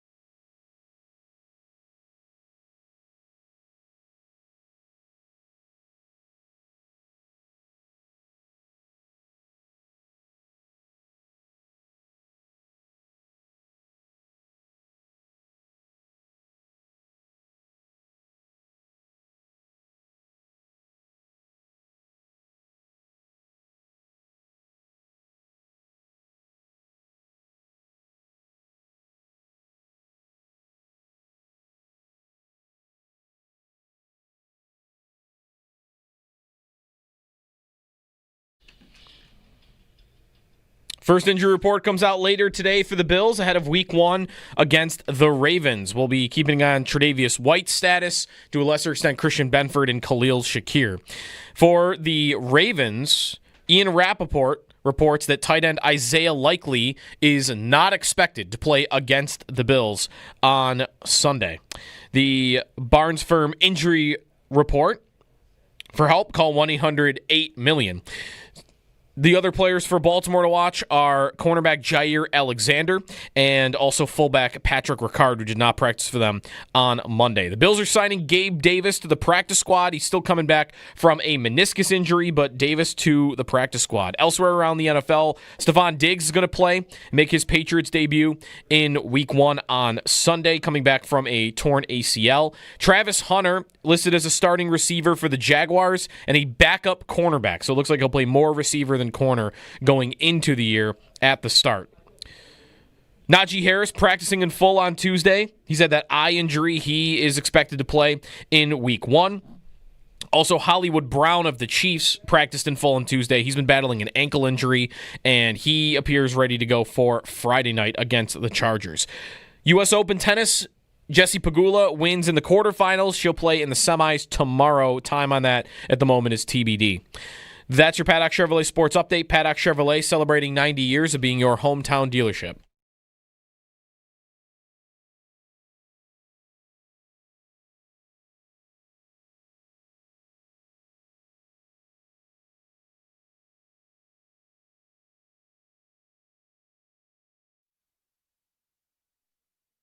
Yeah, no, you certainly don't flush it because there's a lot to learn. I mean, we have to understand how the game went, how they played us, what the schemes were. There's a lot of chess moves going on in that game that will be built on this game on both sides of the ball. You know, yeah, of course, the way the game is played, what we could have done better, certainly. What we did well, same for them, I'm sure, too. John Harbaugh, Ravens coming in a couple days, and we'll kick off Sunday Night Football. Jeremy and Joe, good morning. Happy game week. We've been kind of into it. The season starts tomorrow with the Eagles and Cowboys from Philadelphia. They're going to raise the banner, and the Eagles say they didn't know about it. Didn't know about it, or they're just not going onto the field for it? Because they're not going to be out there, right? Sirianni says he didn't know about it. He didn't know they were going to have a banner raising? He did not know what was happening. Interesting. To the Western Hotline, let's check in on the Ravens. Kevin Ostreicher, Locked On Ravens, joining us here and writing at Ravenswire. Kevin, good morning. Jeremy and Joe, thanks for taking some time today. Yeah, absolutely, guys. I'm glad football's back. I'm glad we can have these conversations, and certainly looking forward to that divisional round rematch on Sunday night. Yeah, the divisional round rematch. You know, around here, Kevin, it's a lot about Bills and Chiefs because they've lost a couple of playoff games, to the Chiefs. Here, the Ravens have lost a couple playoff games in the divisional round to the Bills. How much do you feel like this budding rivalry that's also kind of a shared existence, right? You have a stud quarterback and have yet to appear in a Super Bowl. It's a heck of a matchup for Week 1. Yeah, certainly a lot of similarities between the two teams for sure. And I think that, you know, the Ravens went through this last season in terms of going to the place of the team that knocked them out of the playoffs. They did that with Kansas City last season. They lost by Isaiah Likely's toe. Now, unfortunately, Isaiah Likely from Baltimore side of things is Ian Rappaport reported unlikely to play in this game. But, you know, it gives from a Ravens perspective an opportunity for them to, you know, the whole notion of a revenge game here, it doesn't really sit right with me. I don't think it's a revenge game. I mean, if there were to be one of those for the Ravens, it'd be in the playoffs. This is the regular season. Now, that doesn't mean it's not important.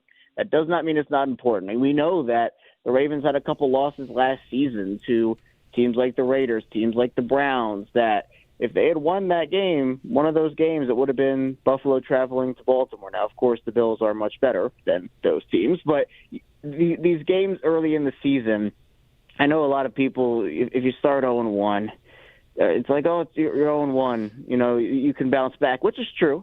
But September losses don't matter in September, but they certainly do matter in December when you're fighting for playoff seeding. So for both teams, a fast start's important, and this game in Week 1 is one of the most important of them all. Yeah, it's big for the 1 seed, for sure. How do you in Baltimore view the playoff game? I think around here it's that the Bills got through it. They didn't do a ton on offense. They got the turnovers, which is a big reason why they didn't need to do more on offense. How does Baltimore view how that game went, and maybe do they feel like the Ravens should have won and it was just a drop at the end that kind of cost them? Yeah, I think the thing is that, the Bills did enough to win the game. Like, they didn't have turnovers. The Ravens did. They held on to the ball. They executed better in certain spots. I think the notion throughout most of Baltimore is that the Ravens really beat themselves in that game. And, I think a lot of people would want to have seen it be more of a, okay, let's go and line it up without the turnovers. But you know what? The Bills forced them, and the Ravens, they didn't capitalize on opportunities. They started really slow. The defense also didn't force turnovers. I mean, it's not like Josh had one of his signature 300 passing yard and 100 rushing yard games or something along those lines, just torched the Ravens defense. But the Ravens defense struggled early in the game. And, everybody points to the Lamar interception early, or the fumble, or the Mark Andrews fumble, the 2-point conversion, which, are huge turning points in the game. And look, you can't do that against a team like Buffalo, because even if they don't go out there and put up, 35 points on you, and that didn't happen in this game, they still are going to be able to capitalize on that, and that's exactly what they did. The Bills did what they were supposed to do when the Ravens faltered the way that they did. So, I know that a lot of people think, this game is going to be it's regular season, so that means it's going to be a carbon copy of Week 4 last year. No, I don't believe that's the case. I think this will be a closer game than that was. I think it'll honestly look a little more like the playoff game, but to me, I think that the Bills did their job and the Ravens didn't, and that's kind of what it came down to. How much did that game shape the narrative of the offseason for Baltimore? I think it did pretty heavily, obviously, for the Ravens and, Lamar Jackson and his legacy. And Josh has his own, playoff legacy, and that is a guy that can, perform in the playoffs. But for both quarterbacks, they have not been able to get to the Super Bowl. And as you kind of mentioned, that both teams trying to get over that Patrick Mahomes mountain, and the Ravens for the 2 losses they've had to Buffalo in the divisional round in Buffalo. For the Ravens offseason, there were always going to be, additions they'd be able to make and draft picks they'd be able to get and all that. Free agency wasn't a huge – they didn't lose a ton of people, but – all offseason has kind of just been that same repeated question of, can they get the job done in the postseason when it matters? And, of course, they've beaten teams in the playoffs. This isn't like Justin Herbert, who hasn't won in the postseason or any of those, and Lamar is better than Justin Herbert. But, to me, I think that you just hear over and over, and, I'm sure it was tough for Mark to have to go through that all offseason and kind of hear that narrative. And, it's something that they have put on themselves. That's how I kind of put it. They have earned this narrative that is being talked about around them of, hey, this is a great regular season team. They're going to win double-digit games every single season, probably win the division. But, in the postseason, they might win a game, but then they get to a team like Kansas City or Buffalo or one of those top upper echelon teams, and the Ravens are one of those too. But they get into one of those heavyweight matchups, and, all of a sudden they can't get the job done. So they're going to hope to right that wrong this season, but they're going to have to deal with that narrative that, I think was forged by what happened last season. You mentioned it was a little bit of a quiet offseason. What across the whole roster, what would you say is the biggest difference between the Ravens from what we last saw and what we'll see on Sunday night? Yeah, I think just improved depth overall and replacing pieces that didn't really help them last year. I mean, the secondary got upgraded in a big way. I mean, second half of the season last year, after that second Cincinnati game, the Ravens had a closed-door meeting. Their pass defense was atrocious, and they ended up pulling together. They're one of the best pass defenses in the league from the second half of the year on. They go and replace Marcus Williams with Malachi Starks in the draft.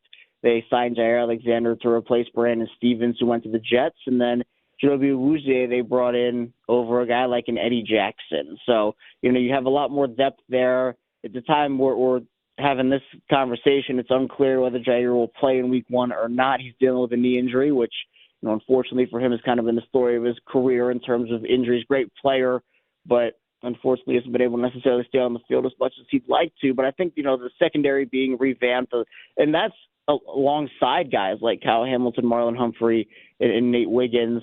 You look on the offensive side of the ball, not a ton of change there, for being honest. I mean, the biggest change there is honestly you bring in DeAndre Hopkins to be your number 3 receiver, over Nelson Aguilar, which I think is an upgrade. He's not prime D-Hop or anything, but I do think that he provides a pretty decent upgrade there. It really is going to be on the defensive side of the ball for Baltimore this season. They're emphasizing turnovers. They lost Michael Pierce to retirement, which in my opinion was their biggest loss of the offseason, but they're going to try to replace him with John Jenkins or some combination of guys on that D-line. So, I mean, yeah, it was a quiet offseason compared to, I think, other teams around the league. They didn't lose a ton. They gained a decent amount of talent, but they didn't go out there and spend like $100 million like the Patriots did or anything like that. But still, they made moves they needed to, and I think it puts them in a better spot. Kevin Oestreicher with us from Locked On Ravens on the Western Hotline. Rappaport's reporting that it's not expected that Isaiah Likely will play on Sunday night. How big a loss is that for them in this game in particular? He led them in receiving in the playoff game. Also, was there talk of a contract with him before the year, and did the injury interrupt that? I'm not sure if the injury interrupted or not. I don't have information on what happened there. I had seen some rumblings that something could have happened, but clearly we're here a couple of days before week one, and that has not happened yet. I mean, it's a big loss for them for sure. I don't think a lot of people in Baltimore were expecting him to play, and I guess that he's not officially out until he's officially out. But this was kind of the expected outcome here. He broke his foot pretty early on in training camp. He had to have surgery for it, and generally that recovery timeline is around 1 to 2 months. So, it helps no one if you're the Ravens and if you're Isaiah Likely. If he gets thrown out there at 75% health, I mean, he's not the player we know he can be. There's high risk for injury. It's just it's not worth it. So I don't expect him to play. This report from Ian Rappaport tracks here, and I think that they can survive it still. I mean, obviously, Mark Andrews is one of the biggest conversation points of this matchup in Week 1. So you still have him. You still have Charlie Kohler. You can also run a little bit more 3-4 wide receiver sets if you want to, but you can also lean on the run game a little more too. I mean, you can run the ball with Derrick Henry a little bit, see if you can get something going there. I know that generally Derrick Henry's not been the best against Buffalo in his career, but he's had a couple of those big games, including one that we saw last season. So maybe Baltimore feels that they can get out to a fast start there. Likely someone that brings you a lot of dynamic ability. He's improved as a blocker a lot over the course of his career at that tight end position, and of course with him and his athletic receiving ability. I mean, he's a do-it-all player for the offense. But I think a lot of people, they're writing Mark Andrews off, and it's a what have you done for me lately league. So, of course, the last impression they've had of Mark was that unfortunate sequence or sequences against the Bills. I still think he's a top 5 tight end in the league. I mean, he's still really, really good. So I think that you can still rely on him, rely on Charlie Kohler, and get away with not having Likely on the field, although, of course, Likely adds a whole different element to their offense in general. Yeah, Andrews had a crazy, because it started right with we were just talking about how he got in a car crash before the season, and then he weirdly wasn't at practice and the slow start. Did that really affect it ended obviously in a crazy way for him with the drops, but him starting the year really not being a factor, how much of that was injuries? I mean, he's only 29, so I don't know if we should be expecting this to be, it for him. No, he still has good football left, and it was a weird start to the year. I'm sure that had something to do with it, and it's particularly just an example of in Week 1 where the Chiefs specifically schemed him out of the game, which is why Isaiah ended up having the game that he had, and obviously he could have had a better game had his toe got in bounds at the end there, but there were games early on where Mark was just not a factor because teams weren't letting him be a factor. And part of that I'm sure had to do with kind of recovery and the whole 9 yards. But, that's kind of the presence there. And that's why Likely and Andrews together are kind of this dangerous duo here, is because both of them don't need to go for 75 yards and a touchdown every single game to be effective. I mean, you have to cover them. And that's why I think it's kind of like a pick your poison offense here for the Ravens, where we know Lamar Jackson, Derrick Henry dynamic. We also know that Zay Flowers, Rashad Bateman, DeAndre Hopkins is a great wide receiver trio, and then you add the tight ends into that, and it's who are you leaving one-on-one? That's kind of the decision that you have to make. So you can scheme certain guys out of games, you can try to make guys ineffective, you can cloud coverage, you can do the whole 9 yards, but in that offense, you're going to have to leave a guy one-on-one. It's up to that guy to win that matchup, but out of all those players, is that Isaiah Likely when he's healthy? I think that's not something that Buffalo's going to have to worry about because Likely won't be on the field. But, Andrews is a guy that still has a lot of good football left ahead of him. He's still very dynamic. He and Lamar Jackson, they have some of the best chemistry in the league with all of the opportunities they've had together. So at the end of the day, I think that for Mark, it was a tough start to the year. He ended up leading the team in touchdowns, so it ended up being a decently good season for him. But obviously, I think the next step for him is that postseason success. Very good. Kevin Ostreicher of Locked On Ravens ahead of Bills Ravens. Kevin, thanks for the phone call. Thanks for the time, and enjoy the game on Sunday. Yeah, absolutely, guys. Thanks so much. As part of the Sunday night game, there will not be, I don't believe there will be a flyover. Because of civil twilight. Yeah. So they could do one earlier. Of course, last year was the year we got into flyover radio, started talking to the pilots that are out there, and our buddy Lieutenant Colonel Matthew Abels, who usually sets us up with whoever gives me a phone number, I get a call. We had such a good time learning about the planes and all that. Do not expect one Sunday. I've learned of civil twilight. That is a period of atmospheric brightness after sunset. Yep. Or before sunrise. No more than 6 degrees below the horizon. Once that passes, you can't fly a plane over a stadium without, I don't know, the president has to say it. Anyway, so expecting no flyover because it would be a little bit too late. However, there's going to be a drone show. At the game? Yes. Sunday night. Really? There is a drone show. Wow, this is exciting. I did not know this. The Bills will light up the sky for a drone show. The Bills have announced they'll be holding a drone show, during halftime. Yes. Halftime. Okay. That's still good. Yeah. Still good. The show is scheduled to be 8 minutes long. Bills-themed drone formations over Highmark Stadium. The show is titled Sunday Night Lights at Highmark Stadium, and the first ever drone show at Highmark. I think that's going to be sweet. Based on it's weather compliant. It needs to be weather dependent. Apparently, they had one last year that got canceled because of weather. So, okay. Yeah. Sunday Night Lights, halftime drone show. Have you looked at what the weather looks like for Sunday and Sunday night? Give me an ELITE. Yeah. Perfect night. Perfect night. It is gonna be. So I'll give you the whole thing. The high on the day is 63. I mean, what's not to love? The low is 47. Even better. But it appears as though around kickoff and during the game, we're talking low 50s. Pants and a hoodie? Let's go. Yeah. Let's be real. Of all the Bills gear you own, great. you're out there listening. We like our jerseys. Put a jersey over a hoodie. You got good hoodies to wear. You've got much more gear that's fall-based if you've got Bills gear.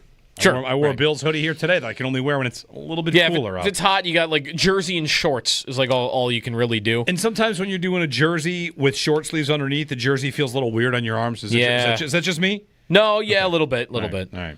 The sleeves are long, right? A little longer than a normal then you get t-shirt. Two different feelings. Anyway.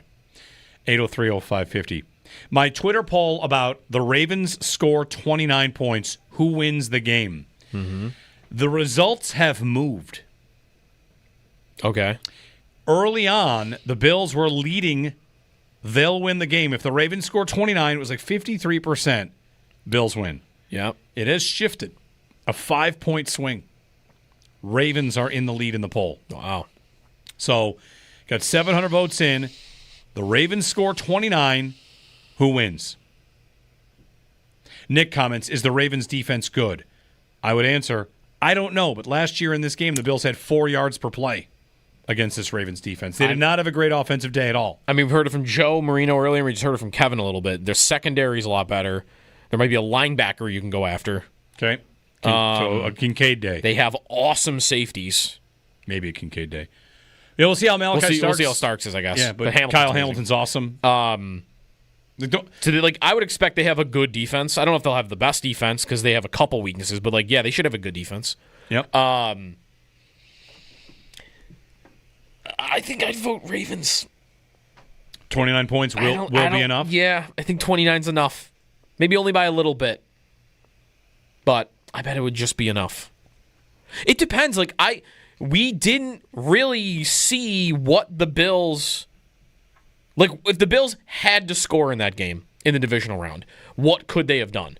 because they played very conservative. Yeah. They played to bleed the clock and to play it safe, and they played the game plan they wanted to play, which was we're not going to give them the ball. We get ahead and we're going to milk it. And that's what they did. And it worked. What happens if that didn't? What happens if the Ravens don't turn the ball over and the Bills have to go toe to toe? Well, because they did score a touchdown on 3 of their first 4 drives. Mm-hmm. And then it all started to go away. Right. So could they have kept going? I think it's possible. After going up 21-10, the Bills went punt, field goal, end of game. Right, like they did. They weren't playing for. They were also not very good 30. at milking the clock. To start the second half, 3 and out. Yeah, tough. Second drive, 6 plays, 18 yards, punt. Where'd they punt from? What yard line is that? 4th and 5 at the Buffalo 48. Okay. Mm-hmm. Field goal, 10 plays, 37 yards. Now that's a good milking it drive. It's right only there. 4:30. 10 of 37. Right. 10 for 37. In the fourth quarter, they took 10 minutes off the clock on 2 drives that went 10 plays, 37 yards, and 11 plays, 52 yards. So 21 plays for 92 yards in those 2 drives combined? 89 yards. 89 yards? 22 plays for 89 yards. You got your plays in. You got them. That's right. You got a lot of plays in. You move the chains. But again, that's very different than when Baltimore's got 27. They don't have 20 or 19. They got 27, and you got to keep going. You got to swing with them. What does that look like? Because I think that's more likely on Sunday. They have to get their shots. They're going to have to. Yeah, you are not going to get away with. They took 1 shot down the field to Khalil Shakir on the first drive. And go look at Josh Allen's pass chart from that game. Nothing else. Everything else is around the line of scrimmage. And I would predict in this game that they're going to have to find a couple more down the field. You got to get a couple big plays. 803-0550. 1-888-552-550. I had something I was just going to mention to you. Oh, I know what it was. Speaking of the Ravens and, the whole stadium stuff, they just released yesterday, Baltimore did, that at their stadium, 11 items are $5 and less at concessions. Love that. Yeah. Couple teams have done that. Atlanta does that too. My favorite thing about this, they put out a graphic. My favorite thing about this graphic the Ravens put out, flock-friendly fare is what it's called. 11 items under $5. You've got your nachos, hot dog, pretzel, French fries, peanuts, Blackbird chips, popcorn. A 12-ounce beer is $5 at a football game? 24-ounce soda, 20-ounce water, $3.49. But here's my favorite. Barbecue chicken sando is what it says. A barbecue chicken sando, $4.99. Wow. Is sando just a... Man, it's a Japanese-style sandwich. So barbecue chicken sando, $5. Come on. Family of 4, $38. 4 hot dogs, 2 popcorns, 2 pretzel bites, 2 waters, 2 beers. $38? For $38. That's on their menu? Yeah. That's incredible. That's nuts. Good for them. Right. The giant popcorn, $1.99. Amazing. I mean, popcorn's pretty cheap. It should be $1.99. Yes, it should. Yes, $7. It's some events. 803-0550 on the Bills and the Ravens if you want it. And the NFL season opens tomorrow. Jeremy and Joe on WGR.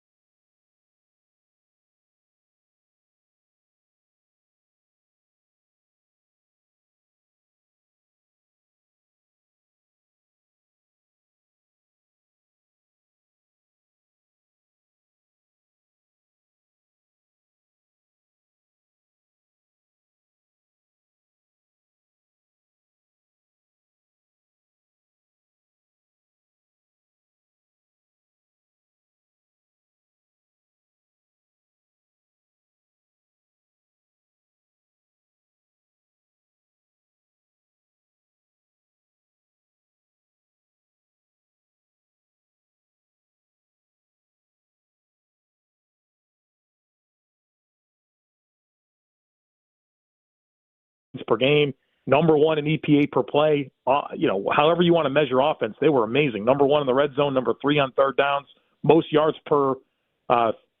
passing yards per passing down, most rushing yards per rushing down. This team is awesome. And you have a Bills defense that's coming in here. They're young on the D-line. It's game one. We don't know who Dak's playing CB2, and even if it is Trey White, you're not super comfortable there. Who knows what Cole Bishop's going to be, especially in week one. So it's just not, to me, a great measuring stick, but it's going to be. It's going to be a measuring stick for where this Bills defense is. And, you don't even get Michael Hoyt and Larry Ogunjobi for 6 more weeks. And so I would just look. I think the Bills have a great chance to win the game. The Bills have won 3 of the last 4 against Baltimore. But if this is going to be the talk is, how the success of the defensive moves this offseason will not be fully answered in week one. And I think that's the right word, caution. I think we need to be cautious against allowing ourselves to do that.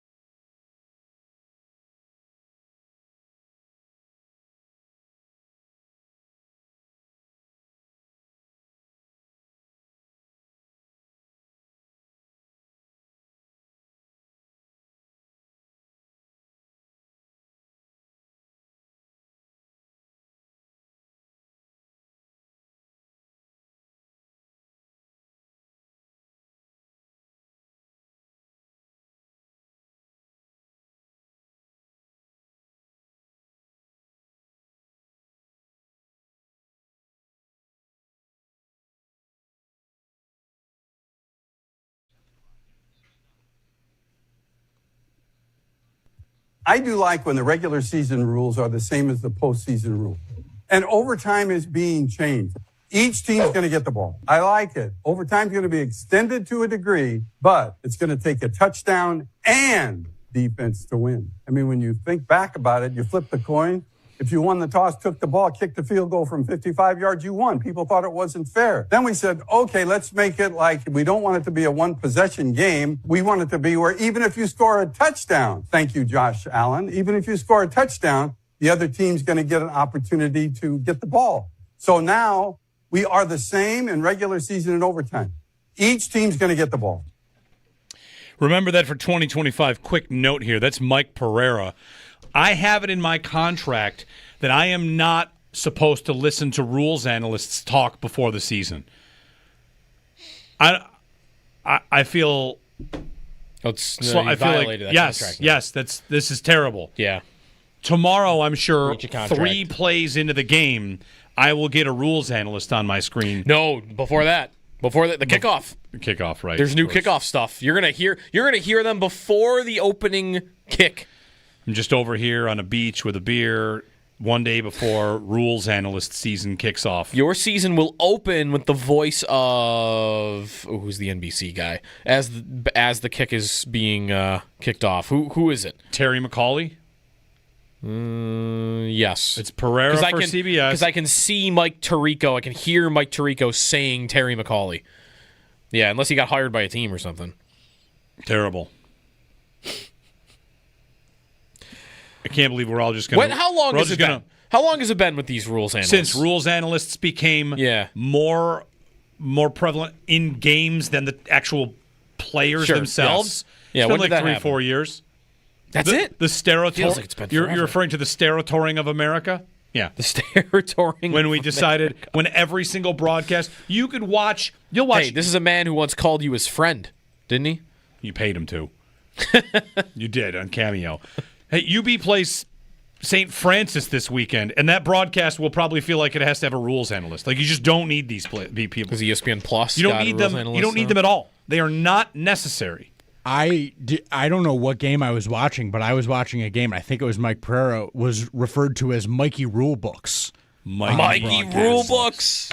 You know what? I might like that. That's really good. I know. That might grow on me. I could not believe that when I heard that. I was in shock by Mikey Rulebooks. What do we got going on here?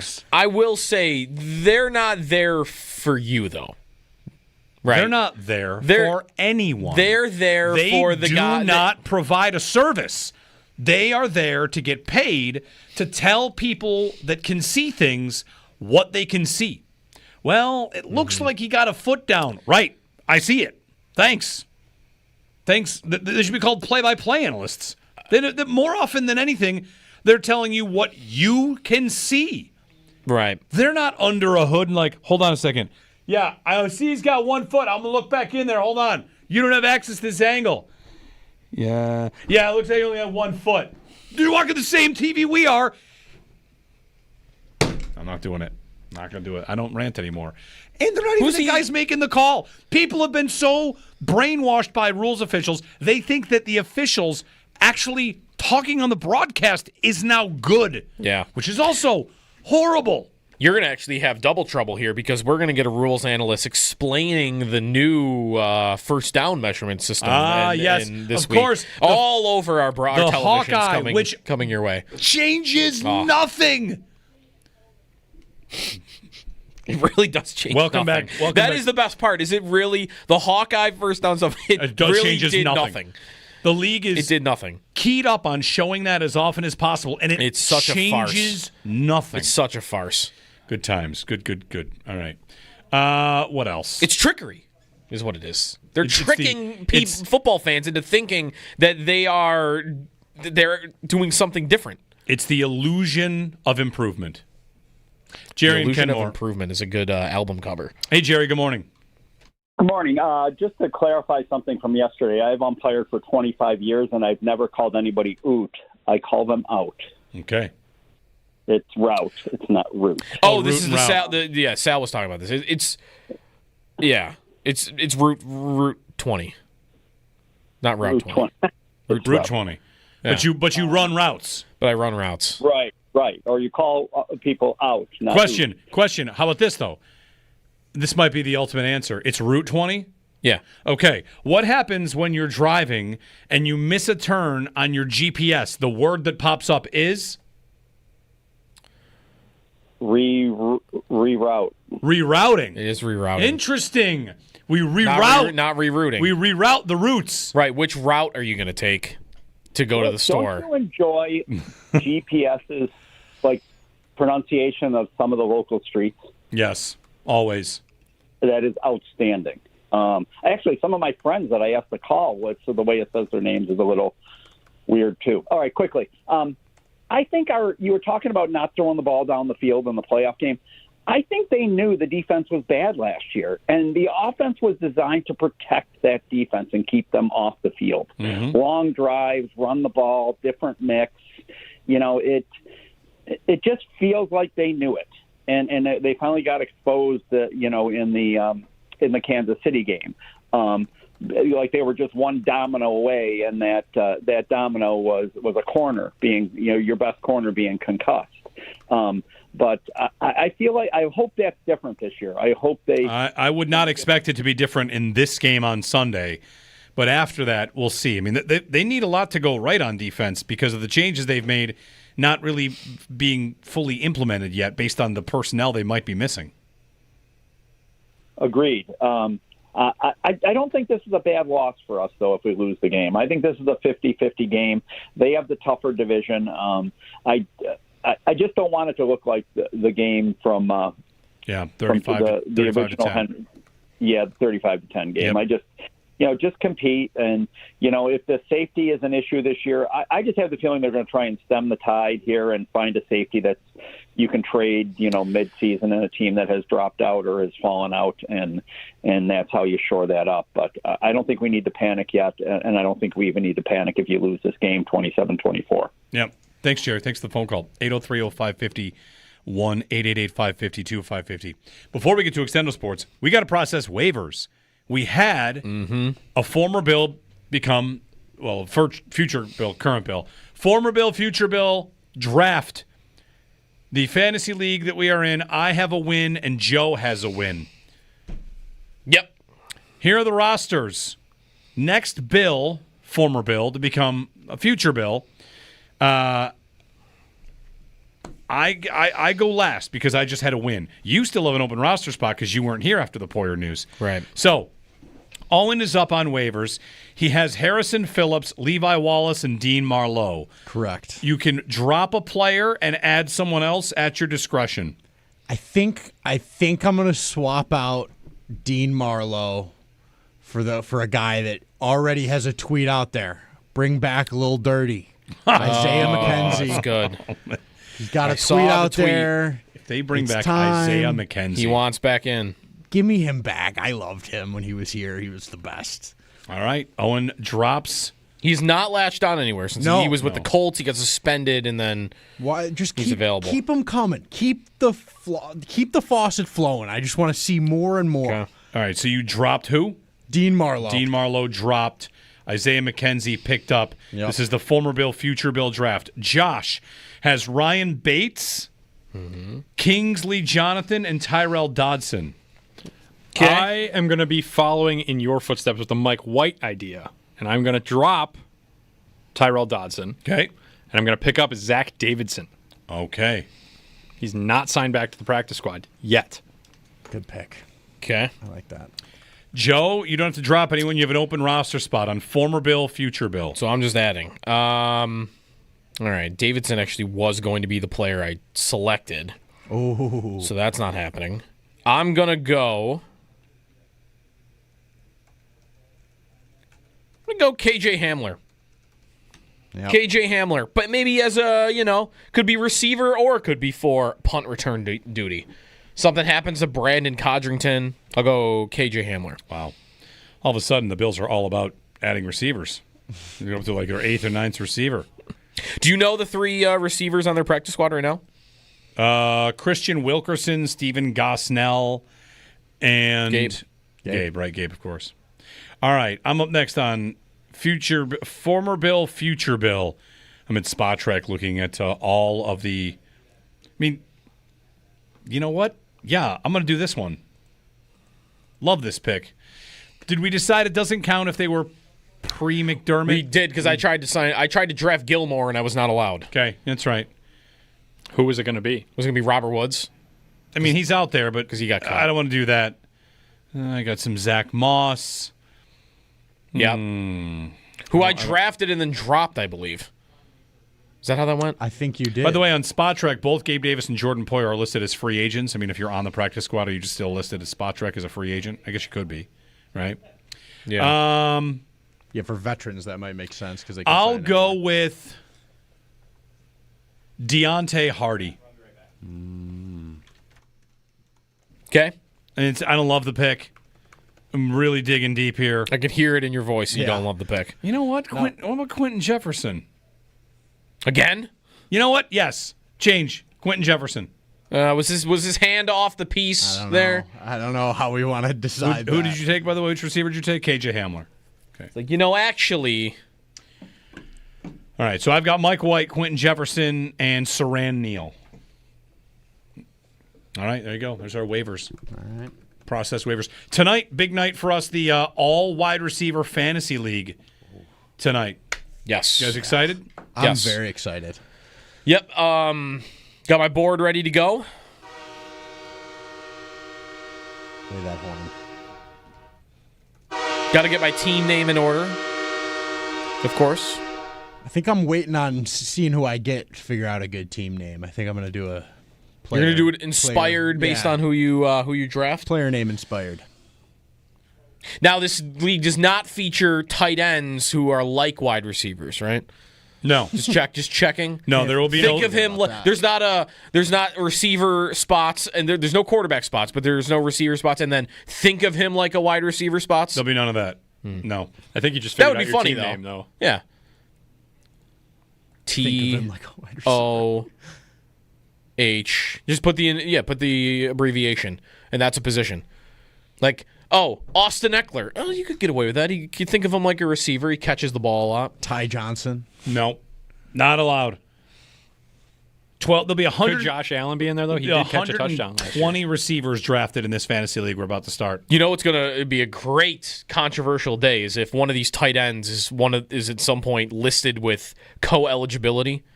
Like if Kyle Pitts, right?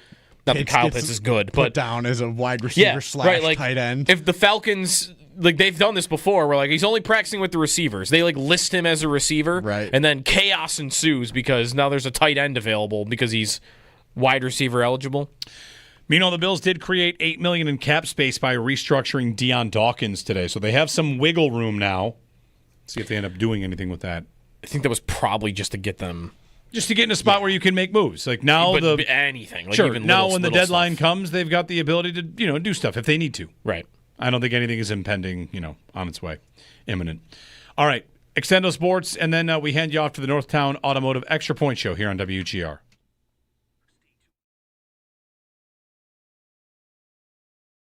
Joe, in our conversation yesterday on the Bill Squad show about Bills and Ravens, thought you had an interesting kind of opening remark about this matchup. It almost feels like you want to warn people ahead of time to not get too invested in what the Bills defense does because of the matchup, because of the challenge. There's a lot of factors here, but basically don't write the book on the Bills defense on Monday at 8 a.m. Yeah, and I feel like we're going to want to. The Bills have obviously been intentional about upgrading a lot of components of their defense, whether that's personnel or coaching. And, you get this Ravens team. And, yeah, I think you did a lot of this with the Ravens in mind. And, right, you got to be this defense that can beat Baltimore, that can beat Kansas City in the playoffs. So, yeah, that's certainly part of it. But, talk about just terrible timing. You're talking about a week one matchup against Baltimore that has a ton of continuity. They got a new left guard, and they added DeAndre Hopkins. Outside of that, everything's back. And you're talking about a team that scored 31 points per game, number one in EPA per play. However you want to measure offense, they were amazing. Number one in the red zone, number three on third downs, most passing yards per passing down, most rushing yards per rushing down. This team is awesome. And you have a Bills defense that's coming in here. They're young on the D-line. It's game one. We don't know who Dak's playing CB2, and even if it is Trey White, you're not super comfortable there. Who knows what Cole Bishop's going to be, especially in week one. So it's just not, to me, a great measuring stick, but it's going to be. It's going to be a measuring stick for where this Bills defense is. And, you don't even get Michael Hoyt and Larry Ogunjobi for 6 more weeks. And so I would just look. I think the Bills have a great chance to win the game. The Bills have won 3 of the last 4 against Baltimore.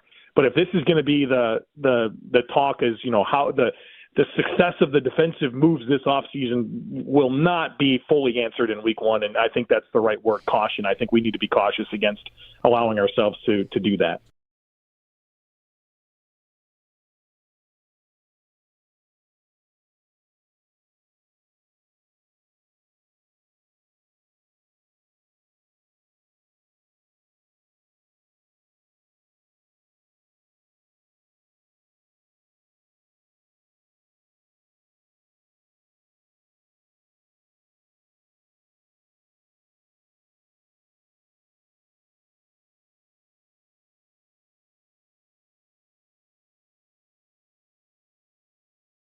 The Bills are going to lean heavily on some younger players, in part because of some of the players you just mentioned are going to be out. We'll see what happens with Tre'Davious White, but Deion Walker, TJ Sanders, what are they in for this week? A bit of the trench matchup, what Baltimore offers up there, dealing with Lamar Jackson, dealing with Derrick Henry, the young defensive tackles that are going to be called upon. What awaits them? Yeah, it's an interesting part of this game, and obviously the Bills are going to rotate. Ed Oliver will probably play 65-70% of snaps. Daquan Jones will be around 50, but then you've got a lot of snaps that are there for the taking, and I assume that Walker and Sanders will get a good amount of them.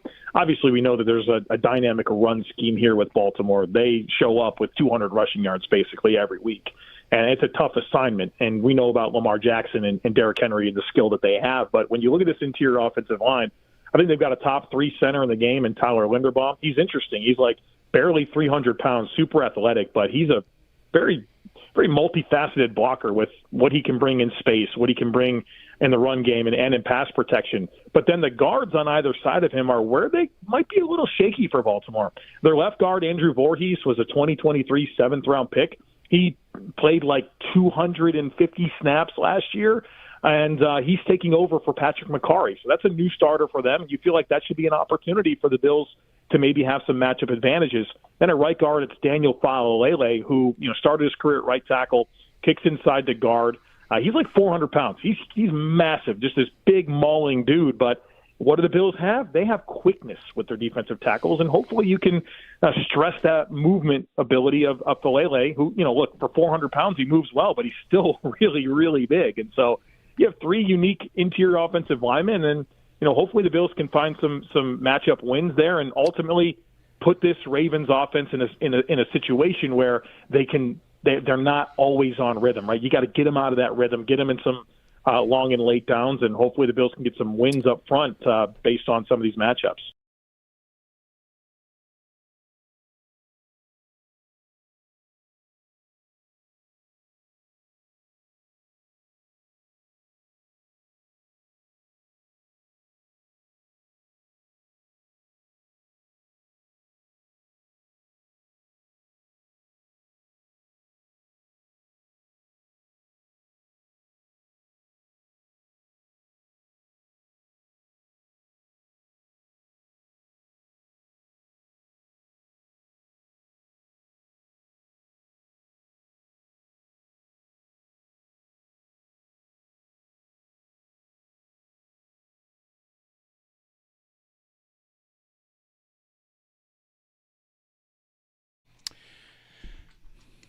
Hey, everybody, make sure you join Sal Capaccio, the Northtown Extra Point Show, live from Northtown Kia, 3900 Sheridan Drive in Amherst, tomorrow from 10 to 12.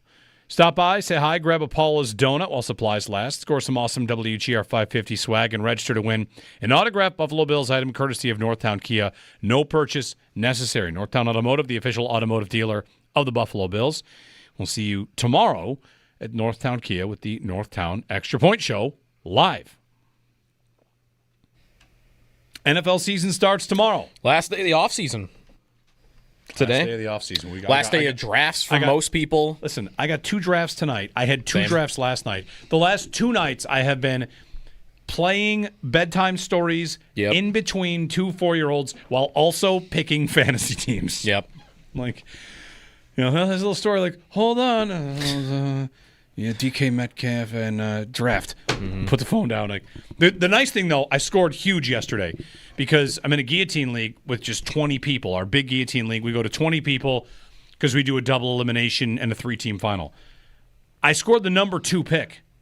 And if you're putting kids to bed, perfect. You want 20 minutes between picks. Then you're up in 40 picks. Yeah. Great. That's exactly what I wanted. That was actually so. Me and Owen are last night at the WGR League Paul's draft, and that started an hour before our guillotine draft. So Paul's league is ending. Guillotine draft is going on. Me and Owen are both at the back. I picked 20th. What'd you pick? Like 17th, 18th? We're both near the end of the order. So there was enough time in the guillotine draft. Finished Paul's league, said goodbye to everybody. Made my selection, drove home. Not like super, like 12, 15 minutes. Yeah. Drove home just in time for my next pick. I think I literally parked my car and got a notification that was like, you're on the clock. Up. Yeah. It was pretty sweet.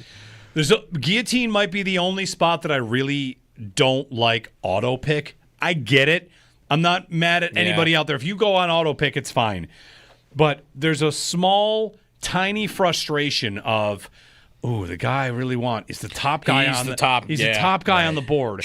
There should be a rule that if you're on auto draft, you don't get the top guy. You get the third guy. Maybe. 8th guy. But or it's random. Random number selected between 1 and 10. Yes. And you get that player down on the board. I might like that because you're sitting there like, it's 3 picks away and there's 2 guys on auto draft. Like, it's not going to last. It's not going to happen. And normally, that person might last because these teams.